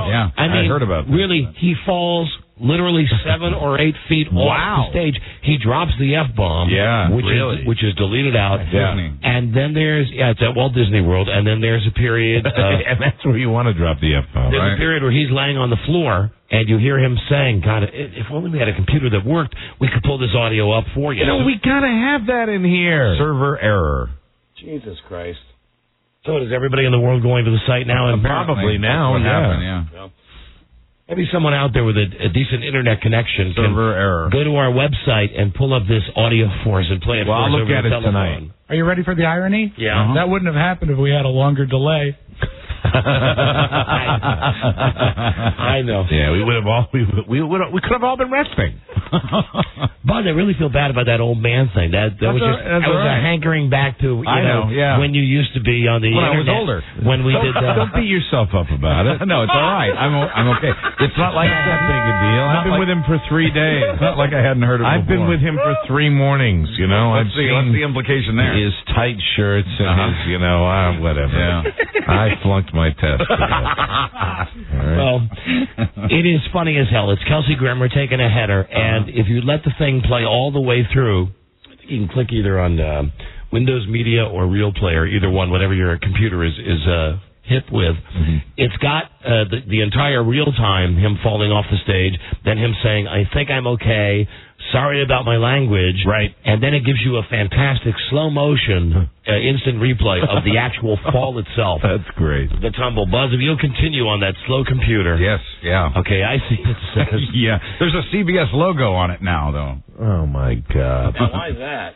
It just says CBS error. The requested URL could not be retrieved while trying to retrieve. Hey, we can't play movies on computers here anyway. Well, mine usually does. I thought you said yours couldn't. No, I played them for you before. All right. And just recently we've added audio, which is pretty exciting. My computer has just said the same thing, Buzz. I have a fabulous CBS logo at the top. I believe people are visiting. Error. Yeah. It says while trying to retrieve the URL, DonandMikeWebsite.com, right. Connection failed. Okay. Well, this is what everybody gets on their computers. We're not alone. No, of course not. It happens. Usually when you need it most. It's on our website, along with these great pictures of Katie Holmes. And the Katie Holmes is amazing. And those you got to see on the computer, Mike. I'm just showing you the printed copy. Yeah, right, exactly. On the computer, they're even shinier. Look at that. More detail. And trust me, the Kelsey Grammer thing is something you're going to want. Yeah, just tell your friends to go to the site. It's one of those things. It's great. Bookmark it in your head. Go see it later. Hey, Paul. Anybody got it on the telephone? And guys, don't forget, keep coming down for the Great Balls of Fire thing. Yeah, please do, because these Nerf balls are starting to get to me in the studio. It smells like a Bloody Mary. A Bloody Mary. Yeah, that's what Rob said. That was the best analogy yet. Hello, Don and Mike. Yeah, just letting you guys know I got a T1 here at my office, and I can't even get on. Yeah, everybody's going to it. That's the problem. It's been annihilated. Too much traffic all at once. Oh, my. We've toasted it. Your wife will be thrilled. The webmaster will be thrilled. I don't think that it'll affect the Don and Mike website. I think it might have some trouble at the server that has the video. Hello, Don and Mike. Yeah, because we redirect you to that's right. You link it. A TV station in Atlanta that had the video. Hello. Hello, Don. Yeah. Mike. Hi. Bob Dole. Timely. First Bob Dole impression I've ever heard. Hello, Don and Mike. Hey, Don. Hi, Mike. Hi there. How are you guys? We're doing great, thank you. Good. I saw that video this morning. Oh, my, that's too funny. It is. I can't wait to see it. Okay, well, it's on our website. If you got a computer... Where's Mike's picture of it with his do-rag on that was supposed to be on yesterday? It's on the front page. You can't miss it. It says, click here to see the pictures of Mike and Buzz. Oh, I saw the one of Buzz, but I didn't see Mike. All right, well, I'll look again. Yes. The good news is, Don, is that this selfish broad has seen the video, so that's okay. Good for you, lady. Right. Thanks for sharing that with us. Thank you. You're welcome. Don't mind him, man. Bye. She gave it right back to you, Rob. Yeah, you know what, though? She's going to go on and she's going to go do something that benefits her. Bye. Maybe you can go cut in line or steal a parking spot. Rob, it's all inside of you, isn't it, boy? I have 16 items, but I think I'll go through this live. Have you seen the video? I have. You got a big body, and it's just chock full of hate. I hate that lady. And everyone else. Wow. Sometimes it's really right beneath the surface. Hey, you know what? This guy during the commercials, Mr. Hate over here, Otto as you call him, you know, and Big Otto, and that is short for bigot. Yeah, Big Otto. It's long for bigot. Bigot, yeah. And he hates everybody. Yeah. During the commercials, I swear to Christ, we're having a conversation about how precocious his kids are. Right. Oh, he shows love to them. You monster. I Don't hate my children. Yet. Not yet. Yeah, my children. Not Do yet. not hate them. So you have to go steal a parking space or cut in line. Hello, Don and Mike Show. Don Mike, Yeah. Rob Buzz. Hi there. Hey, Don, I was wondering if would it be possible that maybe Rob Ant could be a proxy player for me in the Balls of Fire game. Let's get out of here. They're ganging up on you now, Rob. Didn't you hear the guys?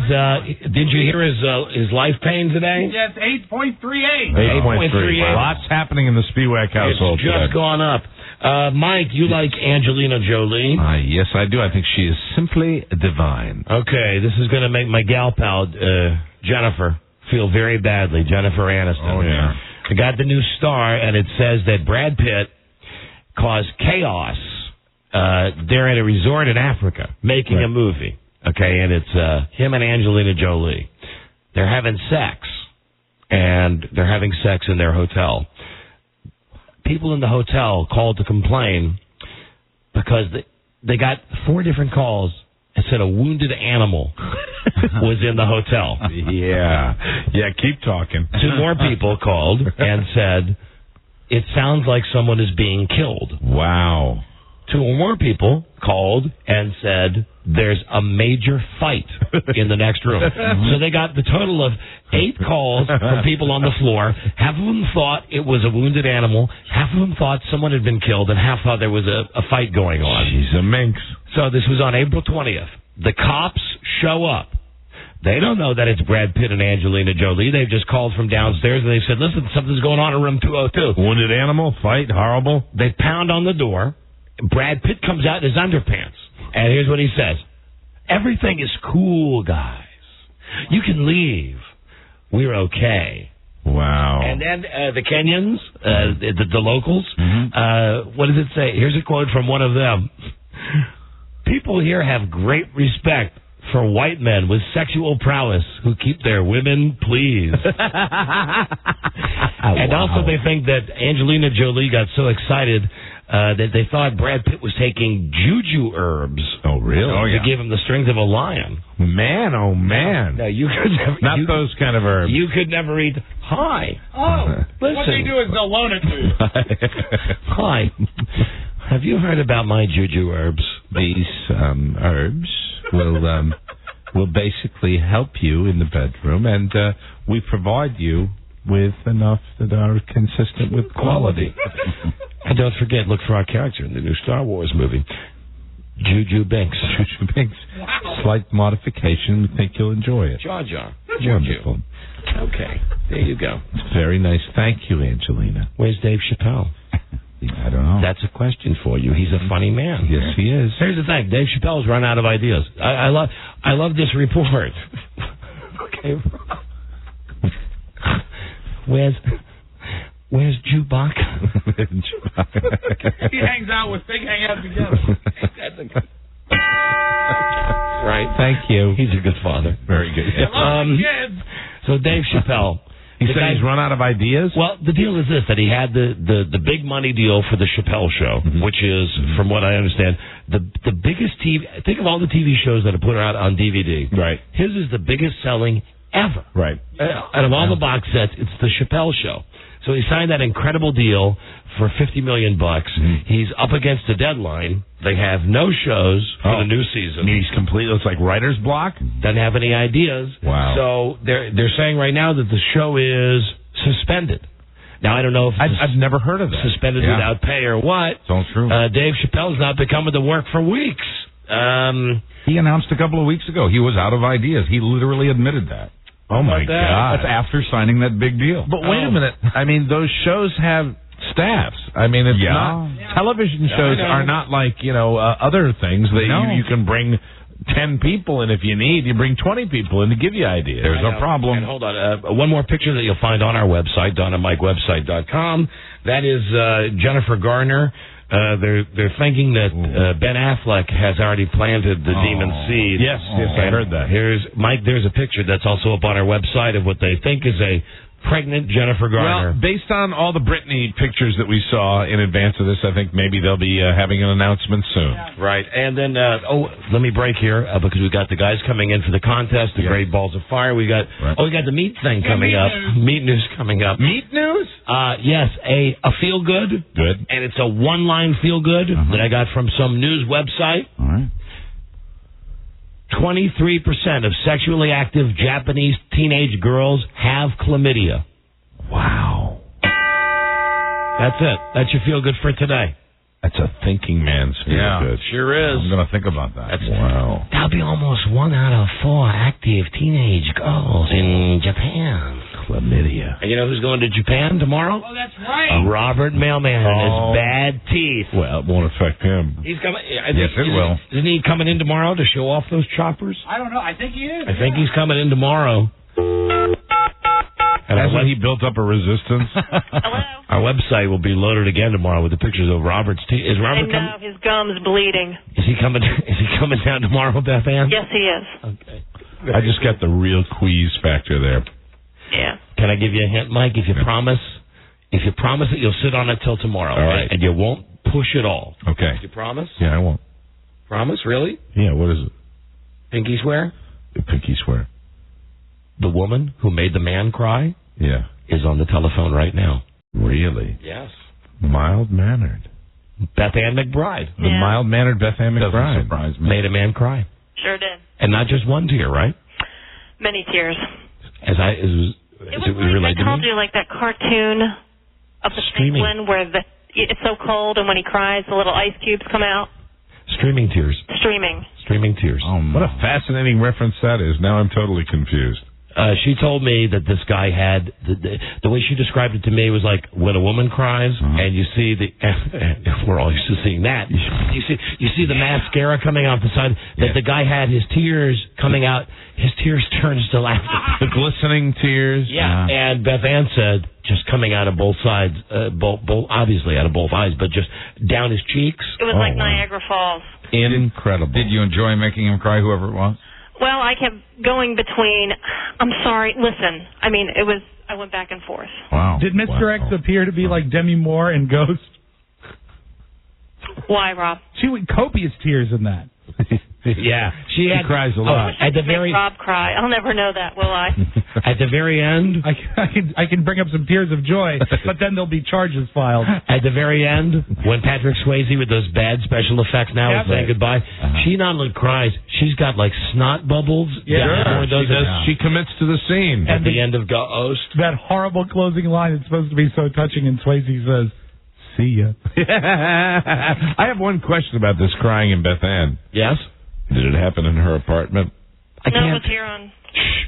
Sorry. No more. No more secrets. No more secrets. Okay. She just shouldn't do it work. So she's back there making men cry. A man here at the radio station. Doesn't heartless wench.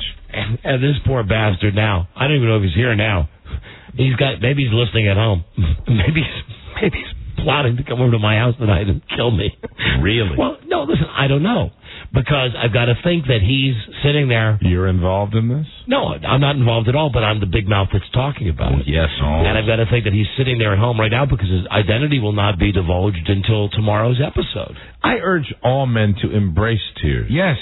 Embrace them. Not me. Natural I emotion. cry not me. Constantly. If you cry, you're a big puss. You heard it from me. Mm-hmm. I'm gonna throw one of these hot balls at you. Real men don't cry. Son of a bitch. Tell you what, you bastards. Be a tough man like me.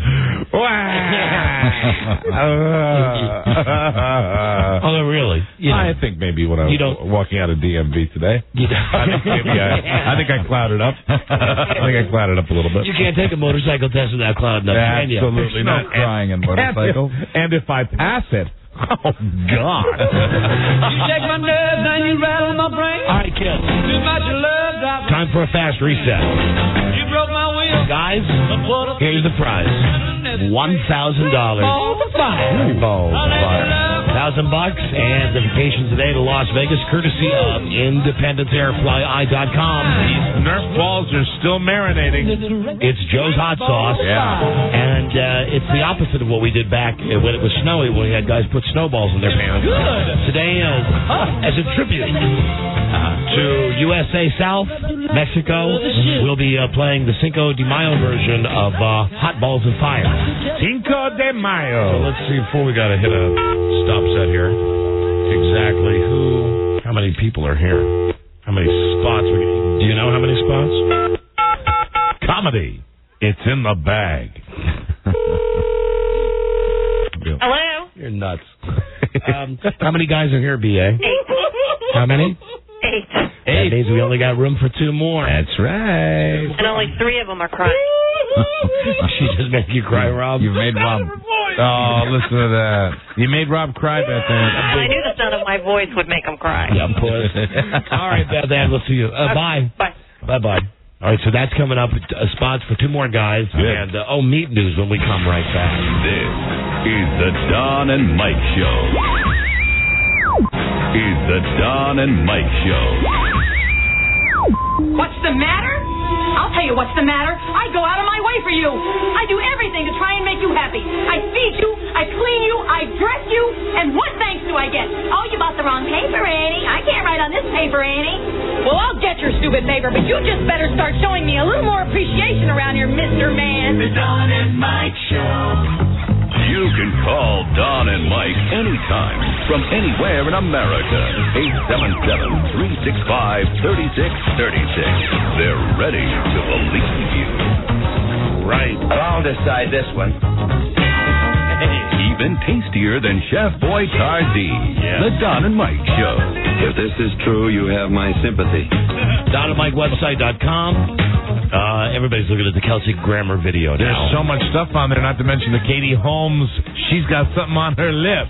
She does. And, Mike, I don't know what that lady was talking about. Hold on, let me just quickly go back to our website. Yeah. Don and Mike, because right on the very front page. You mean the selfish lady?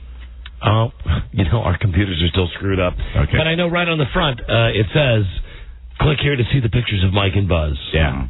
From yesterday. And the picture of Buzz in his hairnet is in yesterday's show recap. Ah, very good. And today, a motorcycle failure. Wow. That's what you I are focused on that. Don't be so hard on yourself, Mike. I'll try not to be. But it still stings. It stings like what's going to sting in that bucket. Mike, that bucket of Nerf hot balls. You're a loser for a day only. Are you going to go retake the motorcycle test tomorrow? If I'm up. That's the truth. I'm really I'm looking for a pretty good sleep in tomorrow. And of course, we both are, yeah. It's a little Cinco de Mayo this evening, and I'm thinking of maybe just, trying to get up and mosey up, and I got the chiropractor. Yeah, so you won't be going tomorrow. No, I might. I think I might. Last night, we've not played the tapes yet of the Paula Abdul show. No. Not the American Idol show, but the other show. I want to hear this because I didn't get a chance to see it. I want to hear what this guy sounded like. Here's Corey. Just listen to this idiot. My first goal, which was just to sing for Simon and hear what he had to say about me and see if people were lying about me, my family and friends, see if they had been feeding me a bunch of bulk my whole life telling me I could sing and I couldn't. Yeah. Real smart kid. Hey, she's got good taste. Real good looking guy, too. Here we go. Corey, that was beautiful. Thank you. Very sweet. But that was very bold of you to go up to her. Yeah. Were you making a pass at her? Hell no, I was performing. No, that's what you do. But hell no, I was performing. Yeah, I'm not credible. Does he know his wife? Hold on, here he is. How did he get her? How did he get her phone number? And Corey says something happens off camera during this interview with ABC News. A woman presses something into his hand. She told me there was a phone number in my hand that I was supposed to call and talk to somebody that was going to help me out. And if I told anybody who it was, that I was going to be in trouble, I was going to be off the show. And what was in her hand? It was a phone number. A finger. And she told me it was Paula Abdul's phone number. So what goes through your mind when she gives you this and says it's Paula Abdul? A million things. I thought it was fake. And I was like, what the hell am I going to do, I mean, just listen to the guy. I mean, even if she banged him, yeah, right. At this point you'd say, God, okay, hasn't she served penance enough? America knows she had sex with this retarded guy. What the hell was she thinking? Okay, there's a little more because all you got to do is hear the guy speak for himself. Corey, that was beautiful. Oh, hold on. Let me go to cut number. And that's certainly exclusive treatment from Paula Abdul on American Idol. And he calls the number given to him on this scrap of paper. And he says, Paula Abdul answers. I was shocked at first to even say anything, and she was like, hello? She's like, hello? It's Corey Clark. And she, oh, hi, how you doing? Oh, my God, I'm glad you called. He says he can't believe what he hears next. Paula Abdul offering to give him private help. So she was like, yeah, I have better song choices, and I want to help you through that. I want to look out after you like I'm your mom. I want to look out after you. And she was like, well, no more like your sister. More like a friend. Cool. She was like, well, like a friend. Maybe more like your special friend. Like a special friend? Like what, like a retard? You're special, Corey. You're very, very special. Now, here's where she calls him to say, hey, shut up. We had a couple of drinks, and she's talking to me, and she's letting me know all the ins and outs of the show. Wow. Hold on, here we go. Oh, ins and outs. Yeah. She buys him a cell phone. All right. Some clothes. He goes to her spot. Oh, here you go. They have sex. Yeah. There you go. This is what everybody's waiting to hear.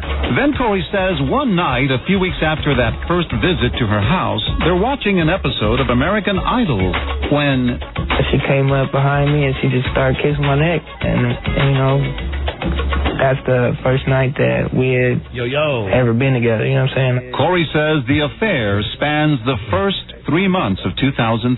I know what he's saying. It turned into a relationship. It's like, it turned into a relationship with you. Incidentally, Corey doesn't know how many days are in the month. And they're saying that, and here he is. Why'd she do it, and when and where they had sex? Where did they have sex? Where? You slept with Paula Abdul. Yeah. What room? Where? In the guest room. In the guest room. In the guest room. Well, that's smart. Why'd she do it? She wanted to help me. She wanted to help me avoid the pitfalls of American Idol. All right. Why should we believe you? Yes. You can or you don't have to. You know what I'm saying? At the end of the day, like I said before, I'm not here to try to prove my case one way or the other. I'm just here to let people know what was really going down on my side of the fence. I said, I know that she's had a bad history with guys and she's like hooked on pills or whatever, but okay, maybe she got a little bombed and banged this guy. Let's let it go. Yeah, go away. I think that's what most people are going to think. And he's one of these guys. And plus, he's skinny. He's got pockmarked. He's too skinny. He's got pockmarked skin. He's got like the Bo Bice, missing a tooth on one side. And the whole time he's just sitting there, he's trying so hard to be Snoop. Do you think she picked him because he was so stupid?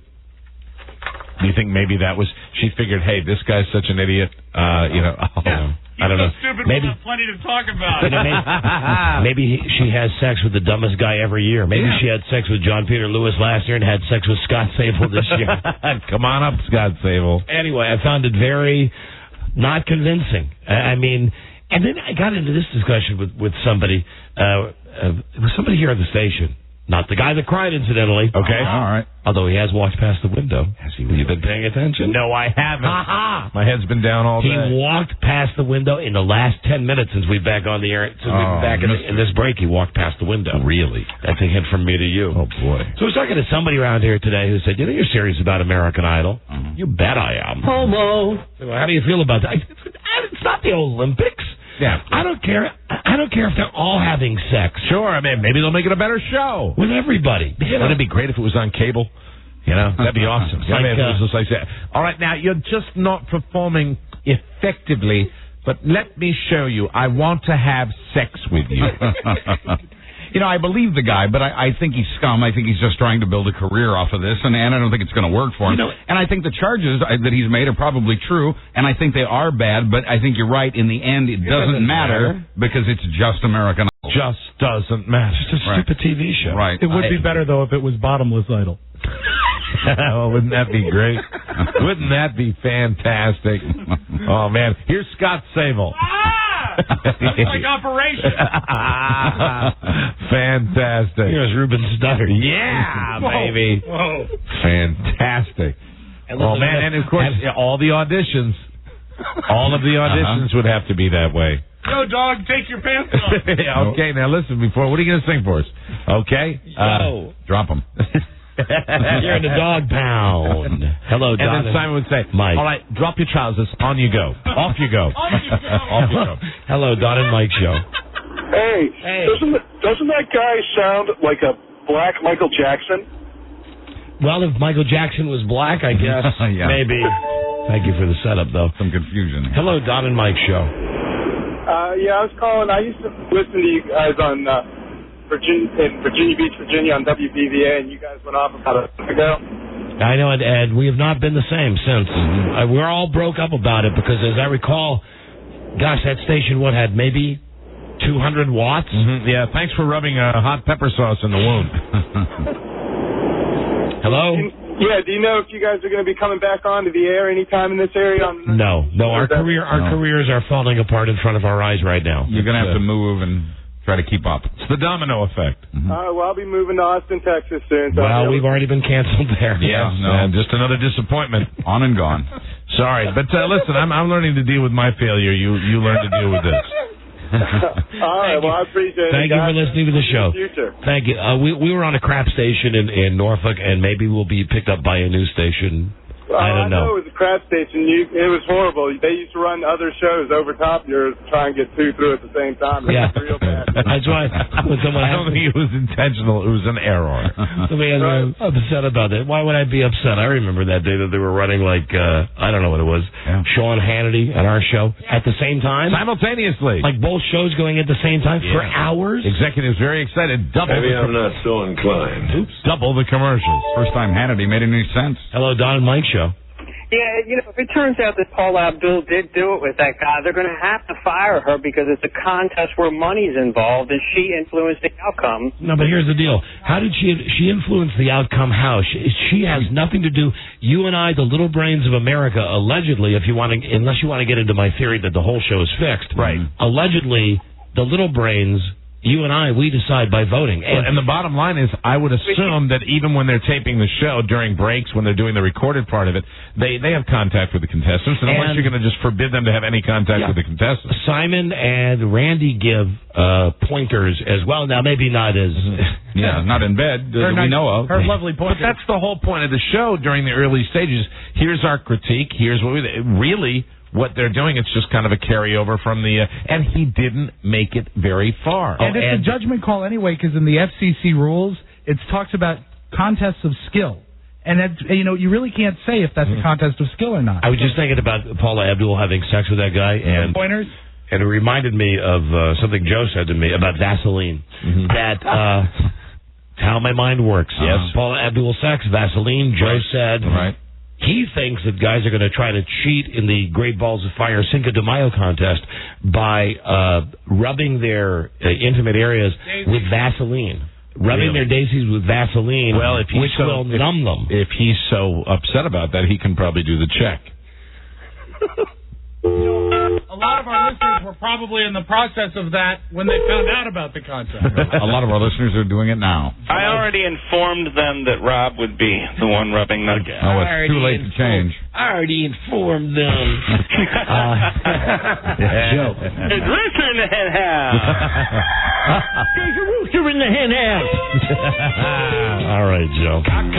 Nobody's going to put Vaseline on their daisies. No, I know. That's just, we had the helpers calling in earlier. Okay. Oh, God. All right, Joe. Alrighty. Bye-bye. You should know better to listen to those people. Goodbye. And goodbye. You learned that from Beth Ann. He's gone. See you later. Bye-bye. Like that commercial. Wow. What are you doing? What are you doing? Daddy, I learned from you. Oh, no. Remember that? The kid smoking a joint? Yep. And the dad goes, where could you do? I learned it from you. Oh, my God. Oh, my God. Hello, Don and Mike Show. How you doing? Hi, we're okay, thank you. Oh, sorry about that. Maybe Paula was hoping that he wasn't really retarded, that maybe he had some perks on him. What? Percodan. Can you translate this? What was this? Some perks. He thinks Paula was hoping the guy would have some Percocet or Percodan or... This guy? The yo-yo-yo guy? She can score those anywhere. Sure. Hold on so a second. she came up to me, saying she had some Percodans. Yo. That's what it felt like. It was like spy mission. Yeah, it was in the middle of the night. You know what I'm saying? It was like 12 in the morning. He says a car and a driver Good edit. pick him up at the hotel for the first of many clandestine drives into the hills high above Los Angeles.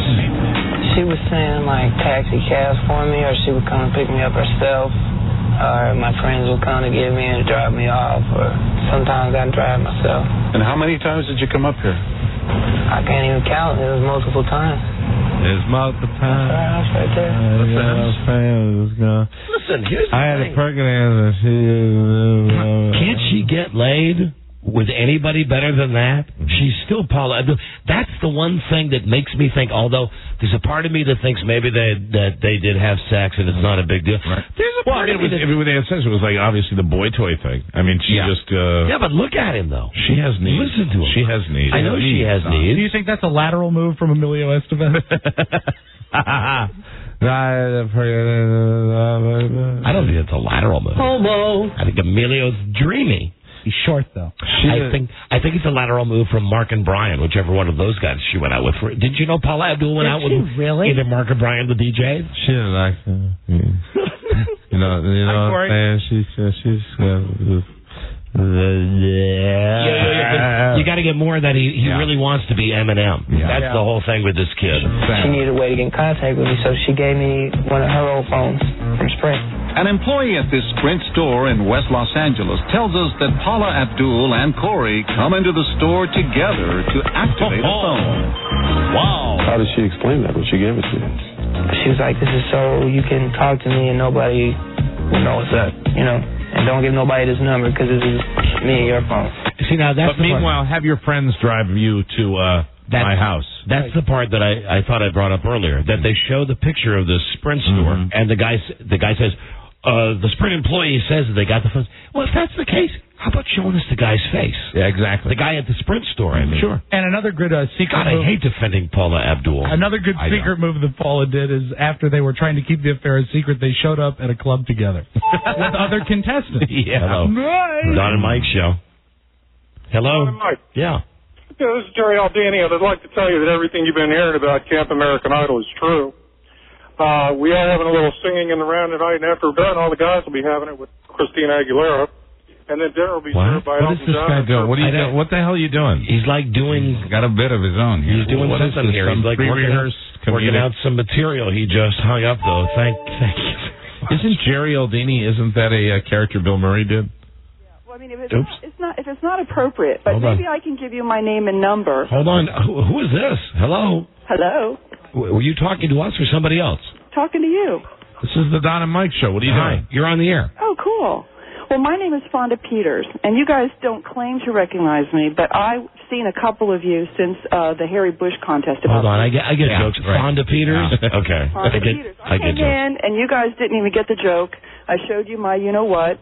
I was the boziest girl, but I have to say, probably the hottest. You were the what girl? Well, you guys called me Bozo. Was this when we had the contest about women's hair? Yes. Okay. And what's going on? I was all upset because I was going to, Who was all? Ma'am, you're going so fast, and you're speaking when we're speaking. We're having trouble understanding you. What are you talking about? Well, first of all, I have a motorcycle license, and I ride a lowrider, 04, and I was at Patriot a couple weeks ago. I'm excited. And I saw, what is it, Rob? Rob did an appearance. Rob was there doing an appearance, yes. He actually talked about me on the air about a couple weeks ago. You talked about this woman? Were you in the contest? My conversation with She's not a listener, Rob. Not a really good listener. Rob asked you if you were in the contest. I won well, you guys you didn't have as many girls show up, I don't think, as you had liked. What is she talking about? It was the laser hair removal contest. I have to tell you, though, guys, I was the winner in this contest. Yeah, so...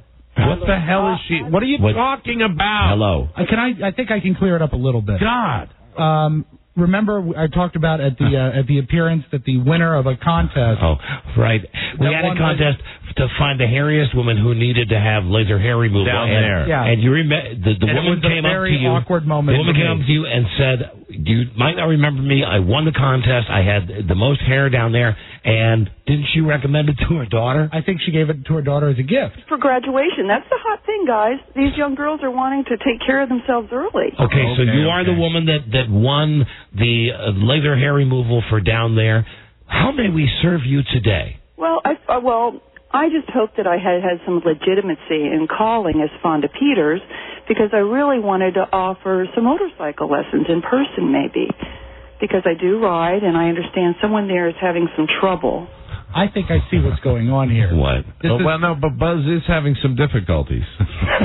Well, Buzz, you might want to take this call. Mike had expressed some interest in tutoring as well. No, I don't want any tutoring, ma'am. I am not interested in it. No. Hang up on that letter. So long. What she did is she took Peter Fonda's name. Hello.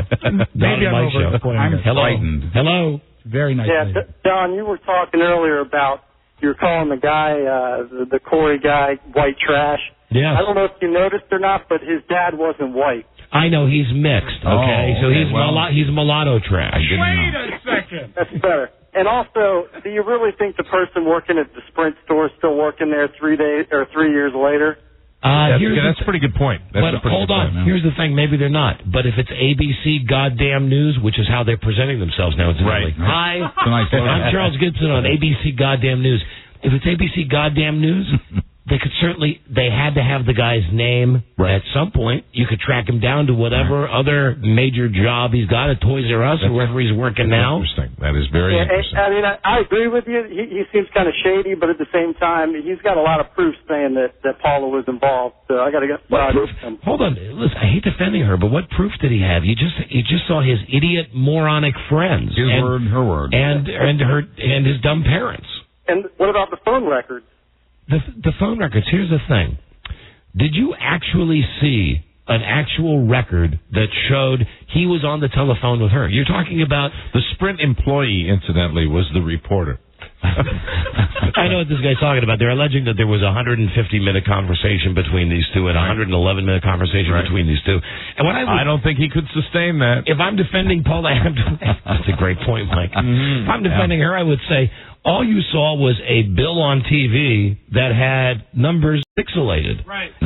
You have no way of knowing what was really on it. You have no way of knowing who was on that phone. You're just believing the guy.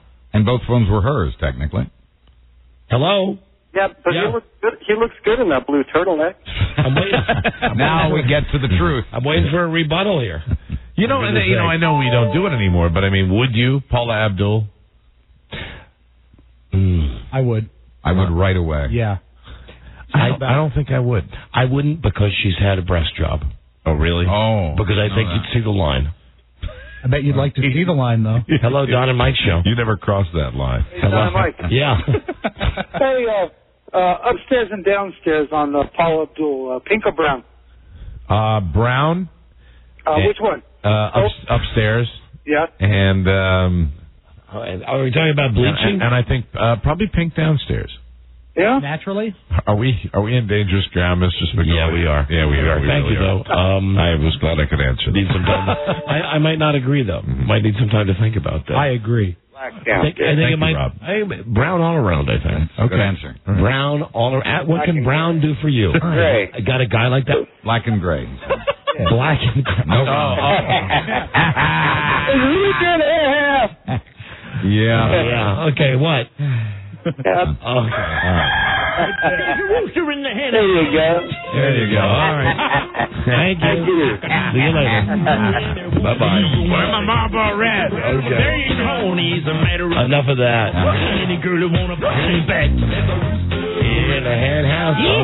Okay. When we come back, it's Cinco de Mayo, everybody, and we've got the 10 guys, and we've got the hot balls of fire, and they're going to be going in the pants. Wow. And Joe's been cooking it up all day. Yeah. Yeah. Tasty hot food. Somebody's going to win, and somebody's going to really get the itches and the scratches and the burning. And that. We'll bring the guys in. They'll select their balls, put the balls into their pants, the Nerf balls, of course. Yeah, very good. Be right back. And listen, happy Cinco de Mayo. I'd say it in your language, except it's America. So, happy 5th of May. Muchas gracias, Donaldo. This is the Don and Mike Show. This is the Don and Mike Show. Cousin! What do you think of my spread, huh? Can you believe it? They used to test H-bombs on this beautiful piece of property. Eddie, don't you worry about radiation? All I know, Clark, is that my teeth have never been whiter and my garden is spitting out 50-pound tomatoes. Don and Mike are tripping. A vacay every day in the month of May from Independence Air, only on the Don and Mike Show. I ain't seen a beating like that since somebody stuck a banana in my pants and turned a monkey loose. Thanks for the pick-me-up, Eddie. The Don and Mike Show. No fake breath, no condoms, all naked sex and entertainment value. The Don and Mike Show. Well, it's Cinco de Mayo. Yes, it is. And we all know what that means. I love the date, though. 050505. Yeah, very significant. You know the significance of that. I don't know why. 555, that's a sign of the devil, right? Yes, that's exactly right. Because it's not 666 anymore. No, I was 616. 616. I Right, was thinking, I was looking at the calendar this morning when it was 050505. Next year, on June 6th, it will be 666, which I guess don't want to happens alarm anyone. every 10 years, right? And everybody should make their preparations. Actually, I think 555 is the mark of the Semi-Christ. So Wouldn't that happen every year, though? No, because they have to have an 06, and that only happens every 100 years. You don't get that until, when it's 30. I got you. So it's an important way. This is like the only time in the next 100 years you could say it's 050505. That's right. And I think everyone should give some thought to the apocalypse. Now, when it is 060606, always. Buzz, what was it like last time? Cold. It was cold, as I recall. Long time ago. 0505. Mostly cold. 05. It's Cinco de Mayo. No better way for us to celebrate, Mike. We ain't got no badges. Arriba. We don't need no badges. I don't have to show you any stinking badges. It's time for Great Balls of Fire. Let's welcome in to our studios now our guys. Here they come. And here come the guys. We got, in no particular order, Andrew, Noah, Stephen, Robert, Matt, John Richard, who I want to call JR, James, and Edward. Wow. Great balls of fire. Do we want to deal with this Vaseline issue right off the bat, or what? Yeah. First, let's get everybody as close to these microphones as we can. And can all you guys, let's do a mic check here. Everybody say hello at once. Hello. Men, crazy men putting things in their pants. Now, have any of you guys put Vaseline in your underpants? No, not recently. You swear to that? Any other protective? How about the guy in the Red Sox ad? Not that I don't trust him, Mike, but that's nice. But the guy said not recently. Not recently. Okay, well, see, that's the New England sense of humor. Oh, well, that's sure great. That's great New England Boston accent. Actually, in New England, we have the feast of the petroleum jelly that happens up there. So we have a lot of fun with it. Joe, as you look at these collective specimens, what can you tell them about what you have put into the hot sauce that the Nerf balls have been soaking in? Well, first of all, I want to thank them all for coming in so that we can once again torture listeners. Today you'll have a brew of a mild hot sauce base with a spike of cayenne, habanero, and green jalapeno pepper sauce. Wow, that's hot stuff. Thank you. I swear it's like waiting for a metro train. Now, don't you guys all feel better about yourselves now that you see Joe? I mean, Joe's got to be older than anybody in this room. Right. I mean, certainly older than our listeners that are in here. Not older than you. How old are you, JR? 47. 47. What do you do? I'm a glass blower. He gets that reaction a lot. You can't write it. You can't write it. I was going to say that's kind of a push then between who has the worst drop. Joe's the world's oldest phone screener, but you're a glass blower. Glass blower. Is there a lot of demand for that in this part of the country? Yeah. Really? Yeah. Okay. Are you good at blowing glass? I'm good at making really nice glass objects. Do you wear a pilgrim suit? We used to have guys that Joe? What? Didn't the pilgrims blow glass, or was it? Oh dear! It's more of a Williamsburg thing. He's getting happy. Is what he's doing. He's getting happy. It's almost Friday. Yeah, that's right. He's really happy. Here's what we're going to do. Let's take a look at Joe's bucket that has all of the Nerf balls that have been soaking in the hot sauce. Joe's bucket. Joe's now this is a contest of attrition, right? So we're going to have them all do it simultaneously. Yeah. Now what they're going to have to do? Okay. Reach down. Is there a string attached to each of these? Right, a little. Isn't there a little sack that they come in, or Mike? There's like it's like the tag that you're not supposed to pull off the mattress. Yeah, that's what they can kind of hold them up before they insert. And again, I don't know if I'm numb to this, but I mean, it doesn't smell great in this. Well, we've been in it for a couple hours now. Yeah, I mean, I've acclimated to it. I'm not sneezing anymore, so it's very. You're right, though. It's very Bloody Mary-ish. But Joe said that when they go in to grab, they have to grab one from the bottom because eventually we'll mix them up. So just you got to dig in and take one from the bottom. All right, well, Joe, why don't you come over here and get a shot of? There you go. Get a nice, handsome shot of me holding this big bucket of balls. Here, get me in the. It's a Homer paint bucket. How about get? Thank you. Hey, hi there. There you go. Come on, Joe. What are you doing, Mike? No, I didn't do a thing. Okay. I'm too tired to do anything. I didn't do the thing or anything. Yeah, you did that thing. I did not. I was thinking about it. That's all right. I was thinking about it, but I didn't do it. It's okay. Yes, you did. What did you say? Yes, you did. Did you say something about motorcycles? I said he failed to do that. Well, I can't hear. I'm tired. I'm out of it today. Did you do something when I was having my picture taken? All right, now, is there an honest man in here that will tell? No. Did you see fibbing. No fibbing. Did you see me do anything? Okay, thank you. All right, I tried. Oh, that's beautiful. All right. Send that right out to the fans, Joe. And you should tell the listeners. You should tell the listeners why there's a rubber band on the station camera. We buy only the best? No, because it fell apart, right? And I don't remember. If you take the rubber band off, the camera comes apart in 3 pieces. Oh, that's right. That's right. Because at first we put regular Scotch tape on the camera, and then duct tape, and now it's just a rubber band that's holding our digital camera together with quality equipment for all. All right, now Joe, continue to take pictures as the big bucket of balls is passed over to Mike's side. Mike, will you be the ball sheriff? Yeah, I'll be the ball sheriff. There you go. That's what I've always wanted to be, Rob. All right, the way this is going to work is everybody's going to take one. You're going to hold it like this, and then when you're given the signal, everybody will put them in their pants. You're the ball sheriff? Underpants, that's it, yeah. It's me, the sheriff! Shut up! Excellent. I want to see you! Okay, now hold on. Let's get the sounds of Edward. Edward, I need you to speak up. See that mic that was behind Mike there? Sure. What was it like reaching in there and feeling that and grabbing that? Oh, it's great because it's not just saucy, but there's stuff on it. What kind of stuff? Just nasty. Okay, it's horrible. Can you smell those balls from here? I could smell them when I walked in. The balls at me, sir. What, Mike? What's happening there? The man that shook the ball at my face, please don't do that. Boy, if I had a nickel. You can blind them. Yeah, everybody is. All right, watch out. Everybody's reaching. Now, Noah, see if, can we get Noah on this mic right here? Hey, Noah, I just saw you reach in. You got a ball that's just dripping with goodness. Mike, and now he's dripping it on Mike. I think the sauce is being dripped on you, Mike. What? You weren't being an asshat, were you? A little bit, yes. All right, was he holding it over my head? Not on purpose, Not Mike. intentionally. Not on purpose.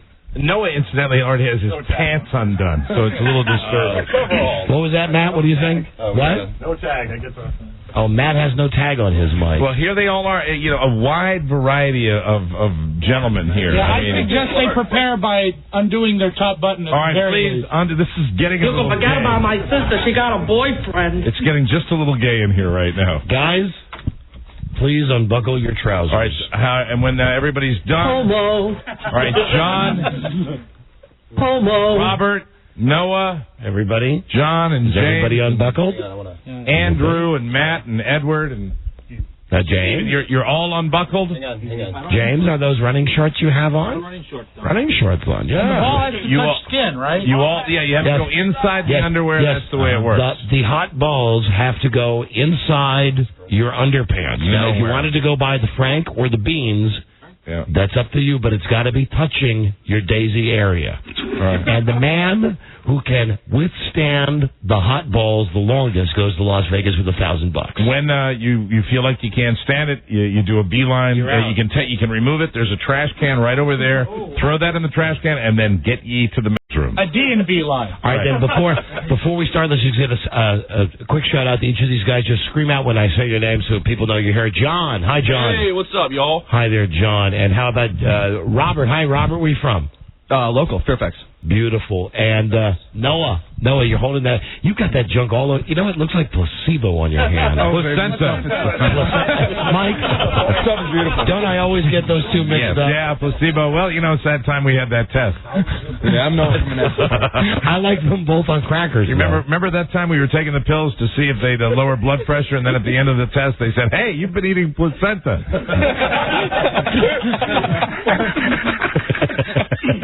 There's Noah. Okay, Noah, so you've got it dripping all over you. Where are you from, Noah? I'm from Manassas Park. Beautiful. Stephen. Oh, yeah. Hi there, Stephen. How are you?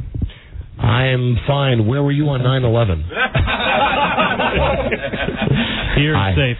I kid because you don't look like me. Thank you for coming down. JR, where are you from? Herndon. How about in the back? I don't see your name tag. Who is that, Mike? Andrew, what's happening? Not much.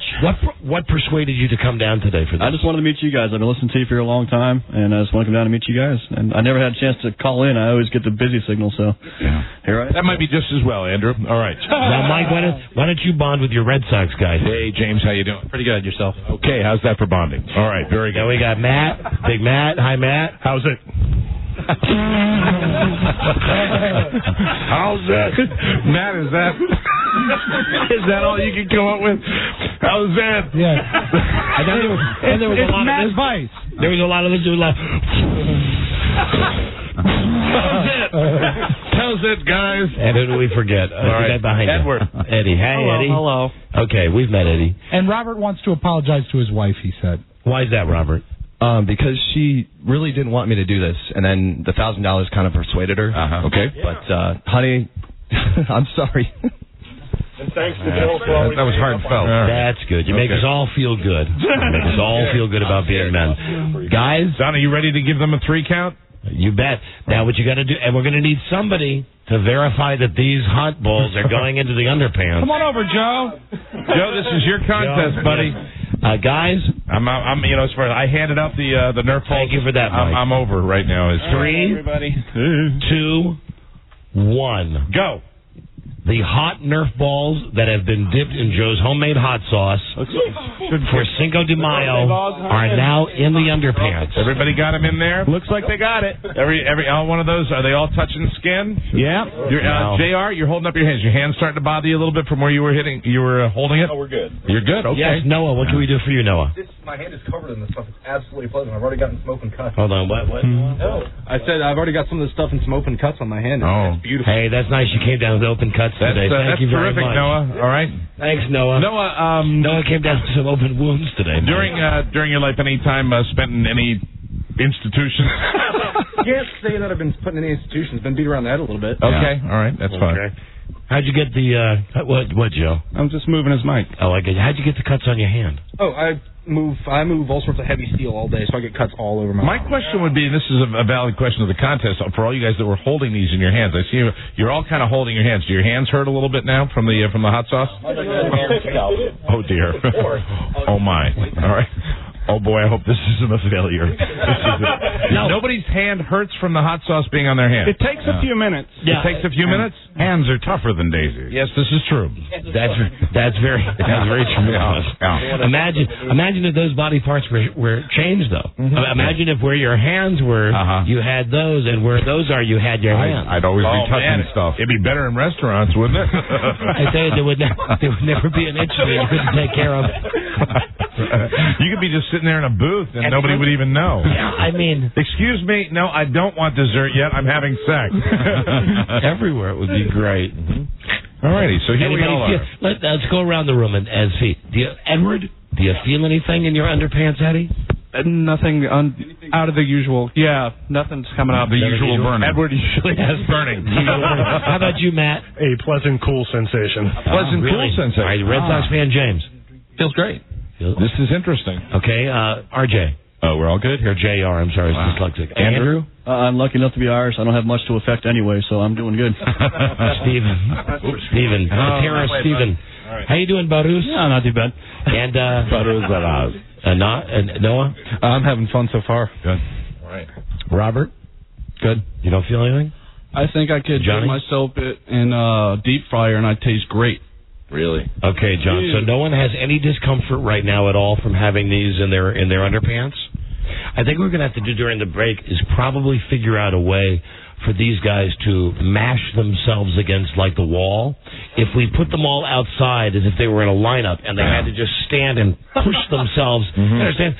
Push their hips. Yeah, and I think into at the same wall. time we might want to give them all a number and put it into a hat. I don't think, Mike, I want you to have some faith in this. I do.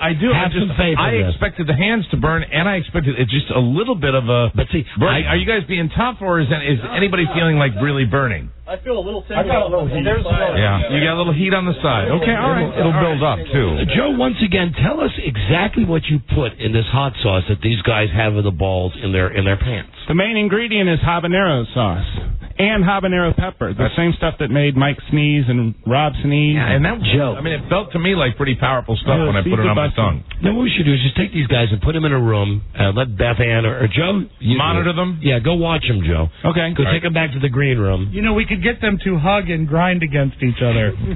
Homo. Rob. Homo.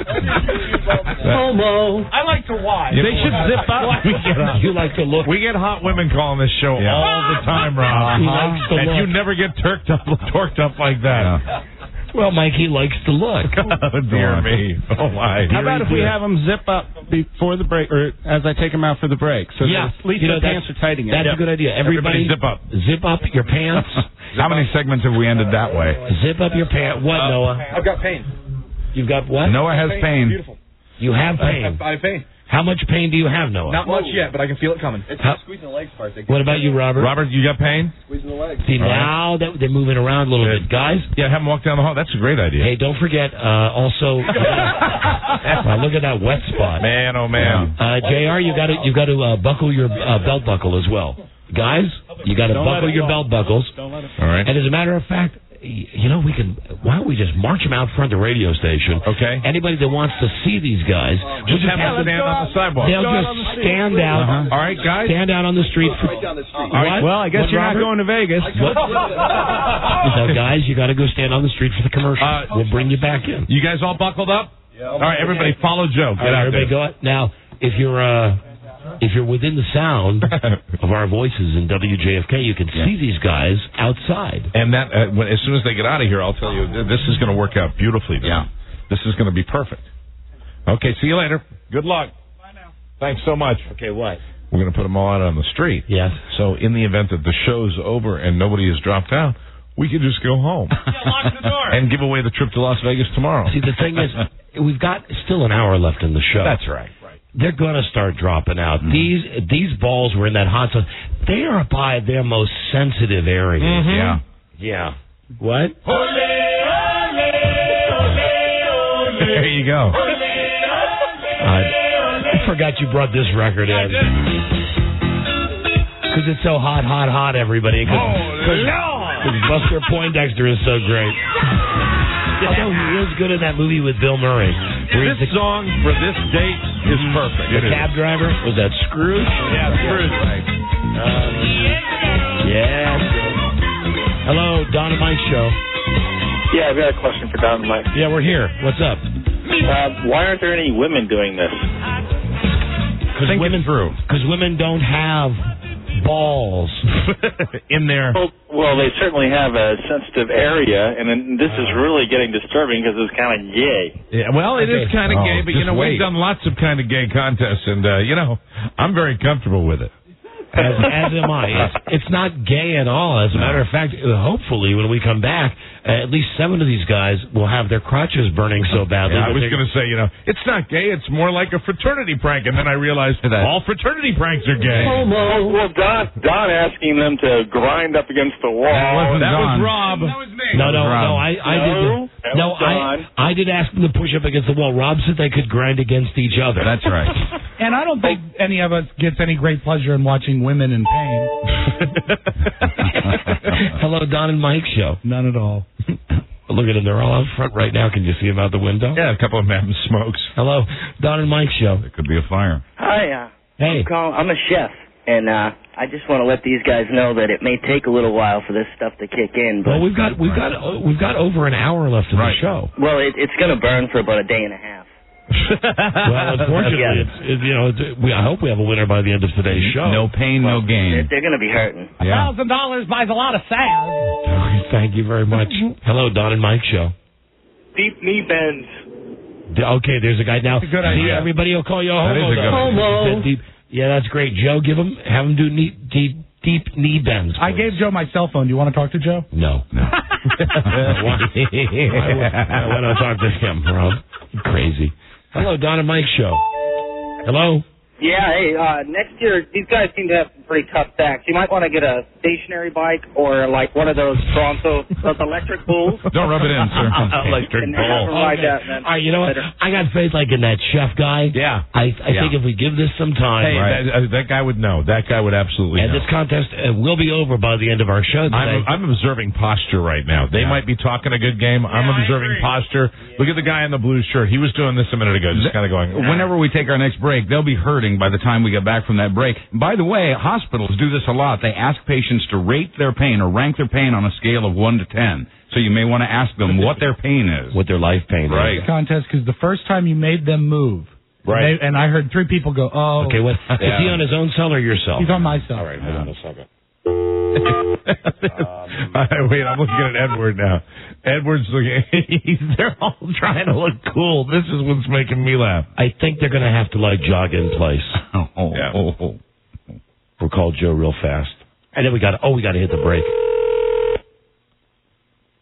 I'm calling your cell, right? I think you misdialed. You think so? Let's see who we get.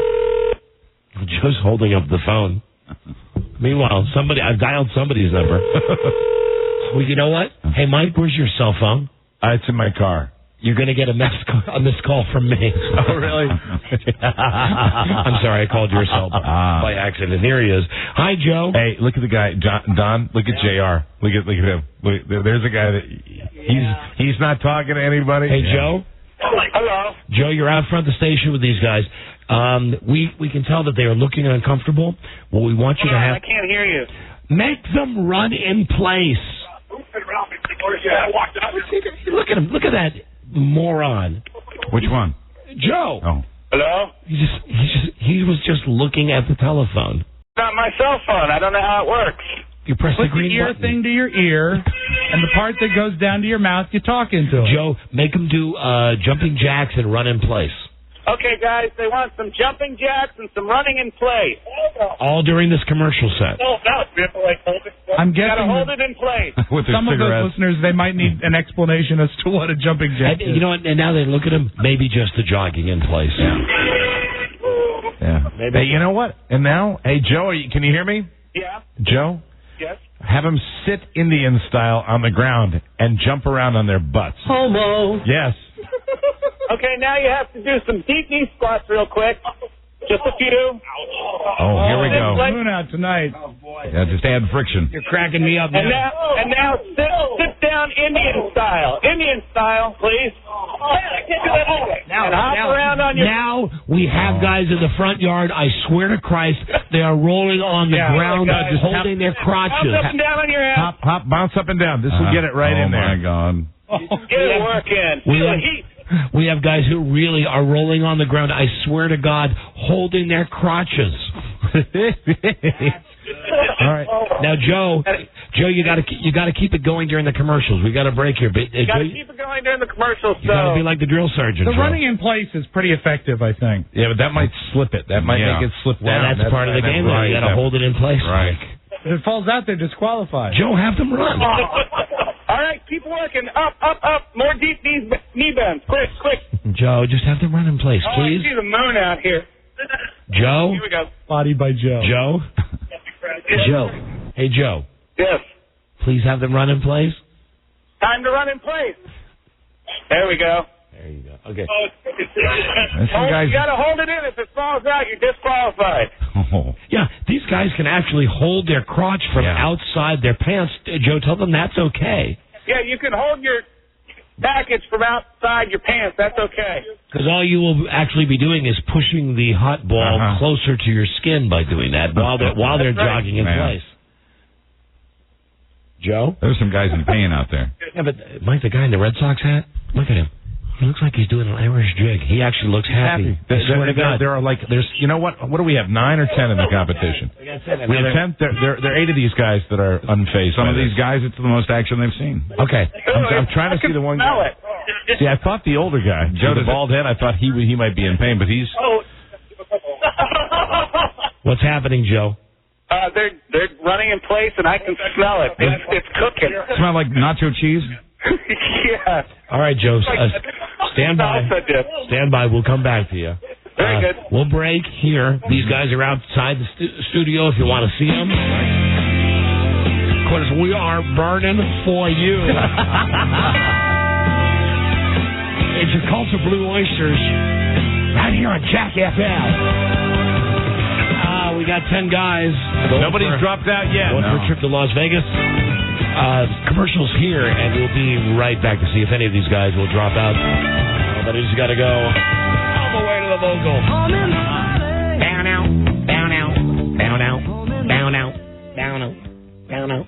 That's right. It's turn on, isn't it, Robbie? Not you. You scared me for a second. I was talking to Robbie Gomez, a woman that works at the station who was looking at the men out there holding their crotches. Right. She was staring at them. Rightly so. One of the guys is getting that vascular look, like he's getting the flushed cheeks. Anybody crying? Yeah, that could be just a heart attack almost about to happen. We'll be right back. This is the Don and Mike Show. This is the Don and Mike Show. I wish we were really big, like Dylan or the Stones. What do you mean big? We're as big as anyone. We have a hit show on CBS. Why can't you see that? The Don and Mike Show. Why can't you see that, huh? England can kiss my ass. Great balls of fire. Happy birthday, Tracy, baby. Joe. It's the Don and Mike Show. www.donandmikewebsite.com. A lot of great stuff on there. Today you got, if you go to today's show, even though it's not done with the recap, you get the pictures of Katie Holmes with the herpetic sores all over her mouth. I don't know what the deal is with that mouth. Also, Jennifer Gardner, pregnant with Ben Affleck's baby. That's sad. That demon is inside her. And click on the link to see Kelsey Grammer. I'm going to be doing that when I go home tonight. Falling down at Walt Disney World. You'll love it. And later tonight, we'll have pictures of all of these guys in our Hot Balls contest. Right. And they're all coming back into the studio right now. In the Great Balls of Fire contest, Cinco de Mayo. Here they all come. During the commercials, we had them out in the front yard of WJFK. They were doing jumping jacks. Yeah, I was observing these guys pretty closely, and they're running in place. The one guy I saw, Andrew, you look like you are experiencing a little bit of pain. Is that accurate? Yeah, it's not exactly the most pleasant thing I've had down there. And they've also now gone to 2 balls per man. Yes, yes, which is significant. And now they're not smiling like they were before, except for Noah. Noah seems unfazed. All right, let's go around the room and see what these guys are feeling. Joe, why don't you go ahead? Do you want to ask that buzz question that he suggested about on a scale of 1 to 10? How would you rate your pain? Yes, please. I can't see James over in the corner. rate your pain right now. You have 2 of these balls that have been soaked in Joe's Cinco de Mayo hot sauce. They're in your underpants. 1 to 10, 10 being the worst. What's your level of pain? My MLP or your BLP? BLP is about a 9. Wow. Okay, so that would indicate that hurts a lot. Yeah. Robert. At the tip of the tank. Andrew's next. Andrew. My life pain is at about a 9.5 right now. 9.5. So see, these guys are feeling it. Now, Robert. I'm not trying to be big, but it's about a 7. A 7. About a 7. Okay, Johnny? I'd stick with 7, too. Okay. All right, and Steven? It's about 7. Yeah, 7, 8. Okay, John. It's about a 3, but it's rapidly increasing. JR. And JR, you have the most stains on your pants. Hey, thanks, man. That's okay. I can't help but look, because you know I'm... Homo. And it's a little gamey in here. Oh, yeah. It does smell like nacho cheese. About an 8.5 here. That's Edward. That's Edward. All right. And how about you, Matt? Got to go with an 8. How's it? And Noah, how much you want to bet Noah's below a 2? Actually, I'm around 3 or 4, but it's a giggly 3 or 4. Oh, dear. He's enjoying it. A giggly 3 or 4. You know what's great? A lot of red cheeks in here. Yeah. I mean, they're really fighting it. Absolutely. Let me ask anybody, and boy, you are sweating over there, aren't you? Andrew? Yeah, now, Andrew, step up. Let me ask you. Who had the worst pain thus far? Was it Andrew? Who had the 9? I think Andrew had a 9.5. Andrew was the most painful so far. Andrew? Yes, sir. If I offered you free tickets to Las Vegas, yes, sir. Would you quit right now? If you're going to give me a pair of free tickets to Las Vegas, yes, I probably would. Anybody in this room that would like right now to quit and just get the airfare from Independence Air to Las Vegas? Not $1,000. You can quit, and you'd still win. This is not a goof. Do you want out? No, I don't want out yet. All right. Anybody else? This is a one-time offer. This is a one-time offer. Hold on, yeah. What is it, Johnny? I have a question. If yes. Is it going to, if nobody backs out, is it going to come down to a drawing? Yes. Yeah. I'll take the tickets. All right. Okay. That's one guy's taking the tickets. There's one guy who's out. Now, John, you're out, and you are not in the running for the $1,000. Do you want to take the balls out of your pants now? They're comfortable. I'll leave them. All right, They've John. become a part of me by now. John's got the Las Vegas tickets, and anybody else that wants that offer? Hold on, we got another taker. Hold on, we got two takers. Hold on, Andrew's out as well. I'm thinking about it, Don. All right, Andrew, are you out? Yeah, I think I'm going to take the tickets also if it comes down to a draw. We got some tough guys here. All right, Andrew is out. Edward, you're out? Yeah. All right, step over there, gentlemen. All you guys that are out, step over to the right. And Edward, yes, you can take them out of your pants now. Edward, tell us, how much is it bothering you? Well, I was one of the stupid people like the caller way earlier in the show. I shaved about 3 days ago. Homo, homo, homo, homo, homo, homo. Yeah, get out of here, Edward. There's your razor burn. Oh, that's nasty. All right, is there anybody else? Now, keep in mind, you guys that are left. What's that? I didn't hear you, Andrew. Go ahead. Can I give my company a plug real quick? Yeah, sure. Go ahead. Yes. I'd like to say hi to Eric Weimer from eHome Solutions. Say hi to all the guys, Danielle, Cabral. Hi, guys. He's a little distracted. And you're hanging in there, right, Andrew? You're staying in the contest? I'm done. You're done. Okay. He's out. Yeah. Are you done, Robert James? W., are you in or out? I have a question. Okay, what's the question? At the end, we do the drawing. Do we still get the tickets? Do we get the tickets regardless? No. See, if you leave now, you get the vacation, you get the trip to Las Vegas. If you stay in, the worst case scenario, you're going to be in a one now. How many guys are left out of 10? We got 6 left. You'll be in a drawing, and whoever wins that drawing will win Las Vegas tickets and $1,000. Yeah. The rest of you guys, you give me 5 minutes. We'll just have a no, absolutely not. We need the decision right now. Right now, Robert. Are you in or out? Robert. Think of the wife, man. 5. Well, you sure are sweating. You're 3. Hold on, yes, Red Sox guy. What's your question? All right. How many tickets are we getting? 1 or 2? 2. 2 tickets. 3. Are you in or out, James? James and Robert, we need to know. I got to go. Red Sox guy is out. Robert, are you in or out? Robert W., in or out? Sorry, Bev. In or out? He's in. He's staying in. Okay, then we have. In it to win it. Okay, we have left Robert W., JR, Steve, Matt, and Noah. And then there were 5. Can we get a picture of the 5 guys that are left? Yes, we can. We can document this for the website. These are the 5 tough guys. The final 5. These are the tough guys. Now, we want you to know that during the commercials, Joe will be taking you back outside for more stretching. The good news is we're out of hot balls. That is the good news. Although we could take recycle. Could take some of the other guys. Oh, no. Hold on, I'm thinking about it. What if? Let me ask you guys a question. You 5 guys that are still in the final 5. If you had to take balls that were left over, hot balls left over, and put another 1 or 2, do we have enough to put 2 in each guy? No. Okay. If you put another ball in, would it be worth an extra $500? Yeah. Sure. To the winner? We're already here. What, Noah? Can I check if I'm bleeding first? Can you check if you're bleeding? No. First. Go ahead, Go ahead, check if you want. Oh, God. He's checking to see if he's bleeding. Anyways, dude. It's a valid question, Mike. Don? Oh, dear. If we take some of the balls out of the trash, we'll have plenty of balls. We've got plenty of sauce. If we what? There's balls in the trash can that were discarded. Yeah, so we have extra ones. Yeah. Oh, well, yeah. Well, then do it. Yeah. Okay. Then, guys, during this commercial, go out, load up, put a third ball in your pants. And these guys, these 5 that are left, will be competing before the end of the show. $1,500 for $1,500 in a drawing. And a trip to Las Vegas. And if they drop out, they're out of the drawing. That's it. But right now, you 5 guys are in it to win it.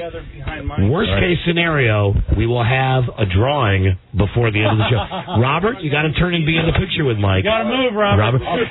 Hey, Robert is about ready to quit. Yeah. Hey, Robert, he's hurting. Are you going to make it, Robert? Yep.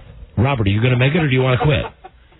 Robert, I know you're PW'd like me. Here's your last chance. Do you want the Las Vegas tickets or not? Take them, dude. Last chance. You're in a lot of pain. Call my wife and ask her? No. Gonna make a decision, Robert. I'm staying. Okay. Staying in the competition. Sounds to me like he doesn't have anything to hurt down there. Oh, dear. Buzz? All right. Yes. Hold on a second. Yeah. Wow. I lost your name. All right, Joe, get these guys out of here. Give them the other balls. Get them the other balls. Get them outside. We'll bring them back in during the next news and comment. Look at these guys. Very good. They're all walking like... Except for this guy. Yeah, Noah is unfazed. But Noah, if they all hang in there, it's not really going to matter. There we go. In a world where owning a radio was strictly forbidden, one Gary man Noah found a way to bring good news to his people. Buzz me. He made it up. They're all putting on the good front, but now the pain. They are all in pain. Well, as soon as you made the offer, man, 50%. Yeah. Out of there. Robert W. said something interesting. I don't know if it was on Mike when you were asking them to rate the pain. Yeah. He said 6 with shades of 13. All right, we got 5 guys still in it to win it. Yeah. Buzz, what's your lead story on the news and comments tonight, please? Tonight, the government goes after your pot and your porn. Oh, my. Joe. Oh, boy, it's all about Joe today. Stay tuned. Stay tuned, for everybody. News and comments. Coming up on the Don and Mike Show. Mike Show, that's hot. That's very... Noah Festival. This is the Don and Mike Show. This is the Don and Mike Show. What's the word from Planet Crackpot? The Don and Mike Show. They have pouty, bee-stung lips. Don Geronimo and Mike O'Mara. Yeah, time for Buzz's news and comments now. Buzz, brought to us tonight by Smoke Break. This is good. Smoke. Smokers break the nasty habit without gaining weight. Smoke Break. Revolutionary tablet for smokers. Get it now at fine retailers. Buzz, of course, we begged your indulgence. Of course. We're going to get to the news here. Right. Let's bring the guys in. They're all 2 balled up now. Yeah, I would think so. And maybe 3. we may go to the 3-ball here in a moment. Mm-hmm. During the commercials, Right over there, guys. Right over there. they you've got yes, that was I really did give you the stop sign there. That was JR and Matt and Steve and of course Creepy Noah and who am I for and Robert the PW guy. Mm-hmm. Guys, how you feeling now? JR, how are you? Good. Now, come on. It's feeling on a scale of 1 to 10. Where are you right now? I'm about a 5.5. Okay, Matt, how about you? About an 8.5. And Matt, you are really sweating through that shirt, dude. Well, I'm pretty fat. So there's Matt, that is the second big laugh you've given me today. I appreciate it. Okay, hold on. You got to move your arm. Steve. Hi, Steve. Hi. What's your level of pain? It's about a Still about a 7 or 8. 7. Okay, let's go to Noah, who seems enjoy it. You seem unfazed. I'm thinking around a 4, maybe. About a 4. Noah, did you have an accident at the steel plant one day? And how about Robert? Oh, I'm well past 10. Yeah, Robert, you really do. I mean, you're not faking it. You look like you're an ag. I think I'm getting heat stroke. I'm getting cold. All right, Robert. Robert, do you want out? Not for nothing. he's bartering. No, it's just I've suffered this long. Right. The worst case scenario, I got 25 minutes and I got a chance. If I'm not going to get anything, I hurt so bad now. I've lost feeling in my legs. That I mean, Would you like a Vermont teddy bear? No. Okay. So you're not getting out. You're sticking with it. This much pain for nothing. Yeah, I got to stick with it. I'm stupid to be here in the first place. I'd be more stupid to drop now. All right, you should see him. I'm getting a look at this guy. This guy is hurt. Come over in front of me, would you? Come over here. Can I get a look at you? Come here. Come over here. Walking like an old man. And a little jittery, a little shaky. Come on over here, Robert. Come here. We'll take some pity on you. God damn. How bad is the feeling in your crotch? I can't feel it anymore. Yeah. Okay. I swear to God. You want to drive out? You want the tickets to Vegas? You got it. No goof. Swear to God. You want out? Yeah, I'm done. Yay! I know. And then there were 4. Another one bites the dust. But give him the tickets because he's in here shaking like a little girl. Yeah. All right, get out of here, Robert. Thank you very much. He's shaking like Catherine Hepburn in here. He's shaking like Michael J. Fox. Now, the odds have increased dramatically. The dollar value, Don, you raised that, right? $1,500. $1,500. And the offer, are you going to give the other guys the offer? No. Nope. No, that's it. But they're not going to quit. I can look at them. I should mention all these guys flying to Las Vegas, those who are winning and not winning, from Independence Air, FlyEye.com, the official airline of the Don and Mike Show. Fly Eye and get your happy bag. Yeah. Game tag today. Appropriate contest today. Independence Air, go your own way. Wow. Okay, guys, while Buzz starts to do the news, let's just hear you guys. Little running in place. Here we go. And a little cadence like. Let's listen. Just 1, 2, 3, all of you. 4. 1, 2, 3. 1, 2, 3. There you go. Just keep that pace up. And Buzz, how are you doing? I'm doing well. What's in your news show, Buzz? Well, let me tell you. In the wholesome little town of Muncie, Indiana, a state trooper was teaching drug awareness to a classroom of high school students who were apparently already aware. And somebody from the office at Delta High pointed out that the 16-year-old can't do this. I'm watching you. Hi, Buzz. Hi. All right. Go ahead. Sorry. And then somebody from the office at this high school pointed out the 16-year-old who's been selling pot. The cop found weed in his pockets, and the kid was shipped off to juvie. Although a lot of people agree marijuana should not be in the hands of children, most surveys are showing that more people believe the drug should not be sending adults to prison, which brings us to this. What, Buzz? We're arresting more people these days for marijuana and fewer people for cocaine and heroin. That's from a report from a Washington think tank using FBI data. It's a Cinco de Mayo in here. The report shows a big shift in police focus over the last 10 years from the hard stuff to Mary Jane. How you doing, Mike? You ought to be in my space. Heroin and coke were behind 55% of all the drug arrests in 1992. They were behind fewer than 30% of the arrests in 2002. You're not hearing static on your radio. No. These are the 4 guys left in the Great Balls of Fire Cinco de Mayo contest. Tough sport. Tough guys. And right now they've got 2 of these Nerf balls, 3 in their pants. They're up to 3 balls each, excuse me, guys, that have been soaked in Joe's hot sauce all day. And now they're running in place. That's what you're hearing. And it smells. It really is un-effing bearable in here. It's grotesque. The odds are that we'll be hearing from all of these guys tomorrow when they call us to tell us that the skin is falling off. They're daisy. How you doing, guys? Okay. All right. What's next, Buzzy? And the same story continues. In that same decade that heroin and coke arrests fell and marijuana arrests rose, marijuana busts up from 28% of the arrests to 45%. 80% of the increase in drug arrests are marijuana arrests. The feds say the pot crackdown is necessary because this is not your father's weed. Today's pot, they say, is a lot stronger than it was in Cheech and Chong's day. This sound of these guys doing this is fantastic. And they've got the hot balls. They got 3 hot balls in their underpants right now each. They do. Wow. Happy Cinco de Mayo. The federal government It's too great, Buzz. I know. It's too great just listening to these guys doing this. I know. It's too much. How you guys feeling? No, the answer is fine, sir. Okay, let's stop for a moment. May I have another? Stop running for a moment. Break. Now we're mentioning the hot stuff, but we got some big guys in here. We do. Yeah. How you doing, Matt? You're not going to have a cardiac on me, are you? Well, all right. Now, hold on. Let's get some. All right. Very good. Let's find out what's going on. Hey, look at the mic. Oh, the mic is falling apart. For goodness' sake. All right. You want to talk to Matt, Don? Yeah. Okay, Matt. What's going on? Matt, What's happening, Mike? How are you? Not bad. Matt, what's happening? I'm doing all right. You know, I'm up to about a 9. And I think I just lost 10 pounds, so it's great. You're up to a 9. I think we've got the juices flowing. Okay, what about JR? I'm doing good. It's the legs are giving out, but the D's okay. What's your pain down there? I'm about a 7 still. About a 7. Okay, what about Steve? It's not as bad as the car bombs of my people, but it's pretty bad, yeah. Very good. Steve, give it a number, please, Mr. Bruce. Yeah, it's still about a 7 or 8. About a 7. And Noah? I'm going to give it about a 5. This is about, I fell down some stairs this morning. This feels just about the same. About the same as Noah fell down some stairs this morning. Shocker. Mm-hmm. Guys, we're going to have to take a break so we can come back with at least 5 minutes left in the show. How many balls do we have left?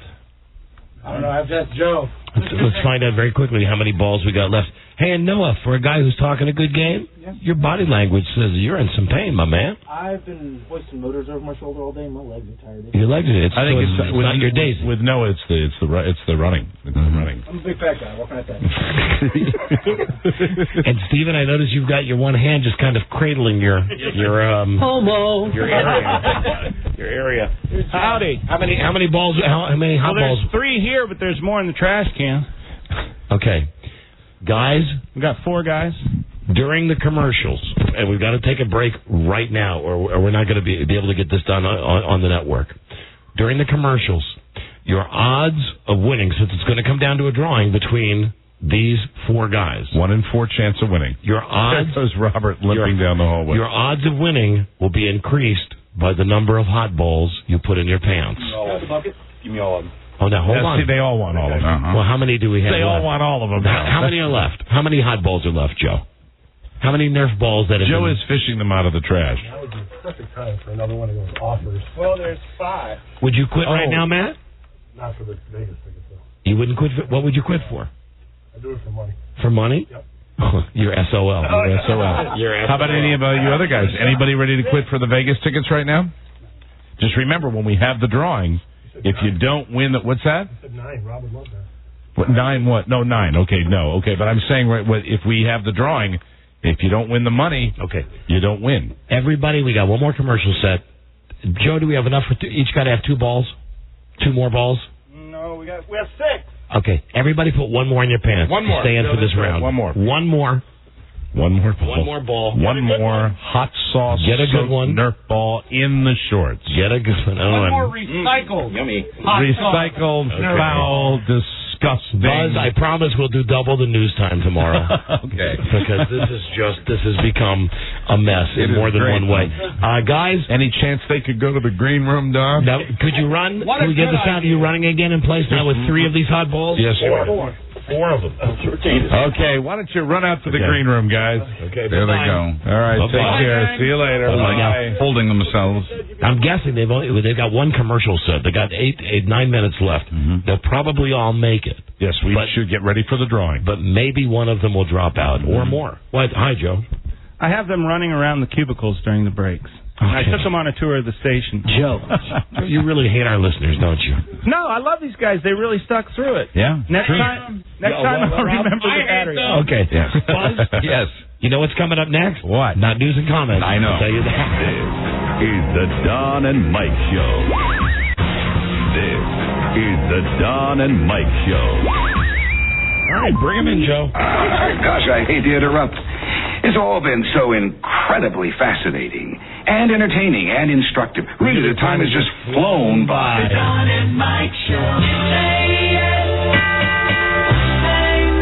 Your favorite French male transvestite prostitute, John Geronimo and Mike O'Mara.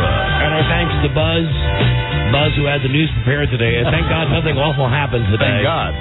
Thank God. No major injuries, thank God. Thank God. And we've got now the 4 finalists. Steve, Noah. Tough guys. JR. Yeah, they are. And who am I forgetting over there? Oh, Matt. Hey. I point out that during the commercial break, Joe had these guys running all over the radio station. So it's not just the heat, but it's Taskmaster, Sadist, I want to kill my listeners, Joe. Now, Joe, make sure that you get all kinds of pictures. Like, for instance, look at JR's pants. I mean, these are pictures that have to make their way to the website. You must see these brave men. You should know, guys.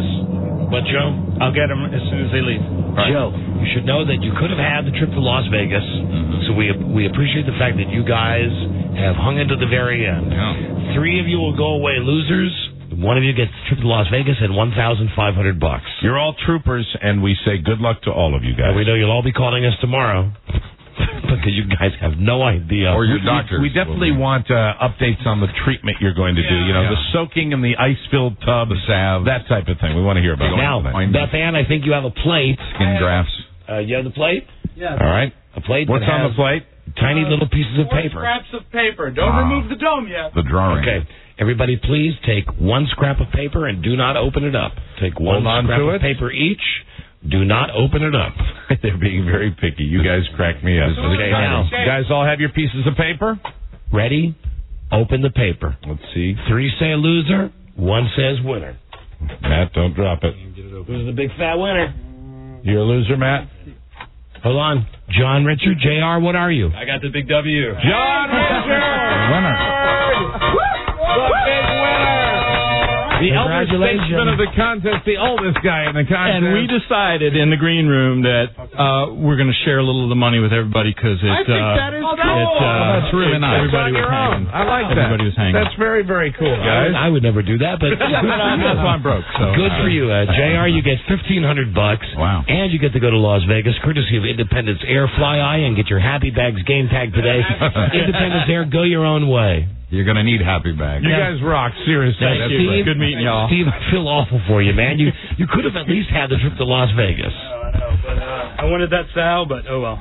Yeah. Noah? Disappointment all around, Don. Sure. Because they've won nothing, and there's, in their pants. Yeah. Noah, thanks for being a good contestant, dude. Sure. I'm glad to hear about your shaving. And Matt, try not to fall down the stairs again, Noah. Matt, please call us tomorrow and let us know you're okay. I will, and it's worth it to meet you guys. You guys oh, that's nice of you. All right, get out of here, you guys. Okay, get out of here. Thank you. Okay. What, Noah? Pardon me, Noah?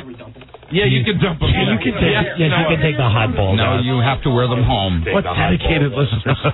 Rob, it's amazing to see sometimes. I know. No. Oh, that's it. Help yourself. We got to fly. www.dynamicwebsite.com. That's where you have the pictures of all this crap today. Love is black. Please stay tuned for an outstanding entertainment program. All right. The best show that I've heard since Regis and Kathy Lee. It's Brian and Keisha. It's amazing how well they do. And they've got 2 new guys on that show. A couple of unknowns that we think have got a real future in this business. Names are Ron and Fez. Bennington and Watley. We'll see you tomorrow, everybody. And thanks to everybody who came down for the hot balls, and happy Cinco de Mayo. Good day to you, sir. Good day to you, sir. Good day to you. Good day to you, sir. Sorry you failed that test, Mike. And we'll see you tomorrow. You? Yeah, let's make a run for the corner. I hate that. When we meet again, Sammy Davis Jr. saying, be kind, be nice, and I hope the next performer has the pleasure of having as nice an audience as you've been tonight. And let me leave you swinging. This is the Don and Mike Show.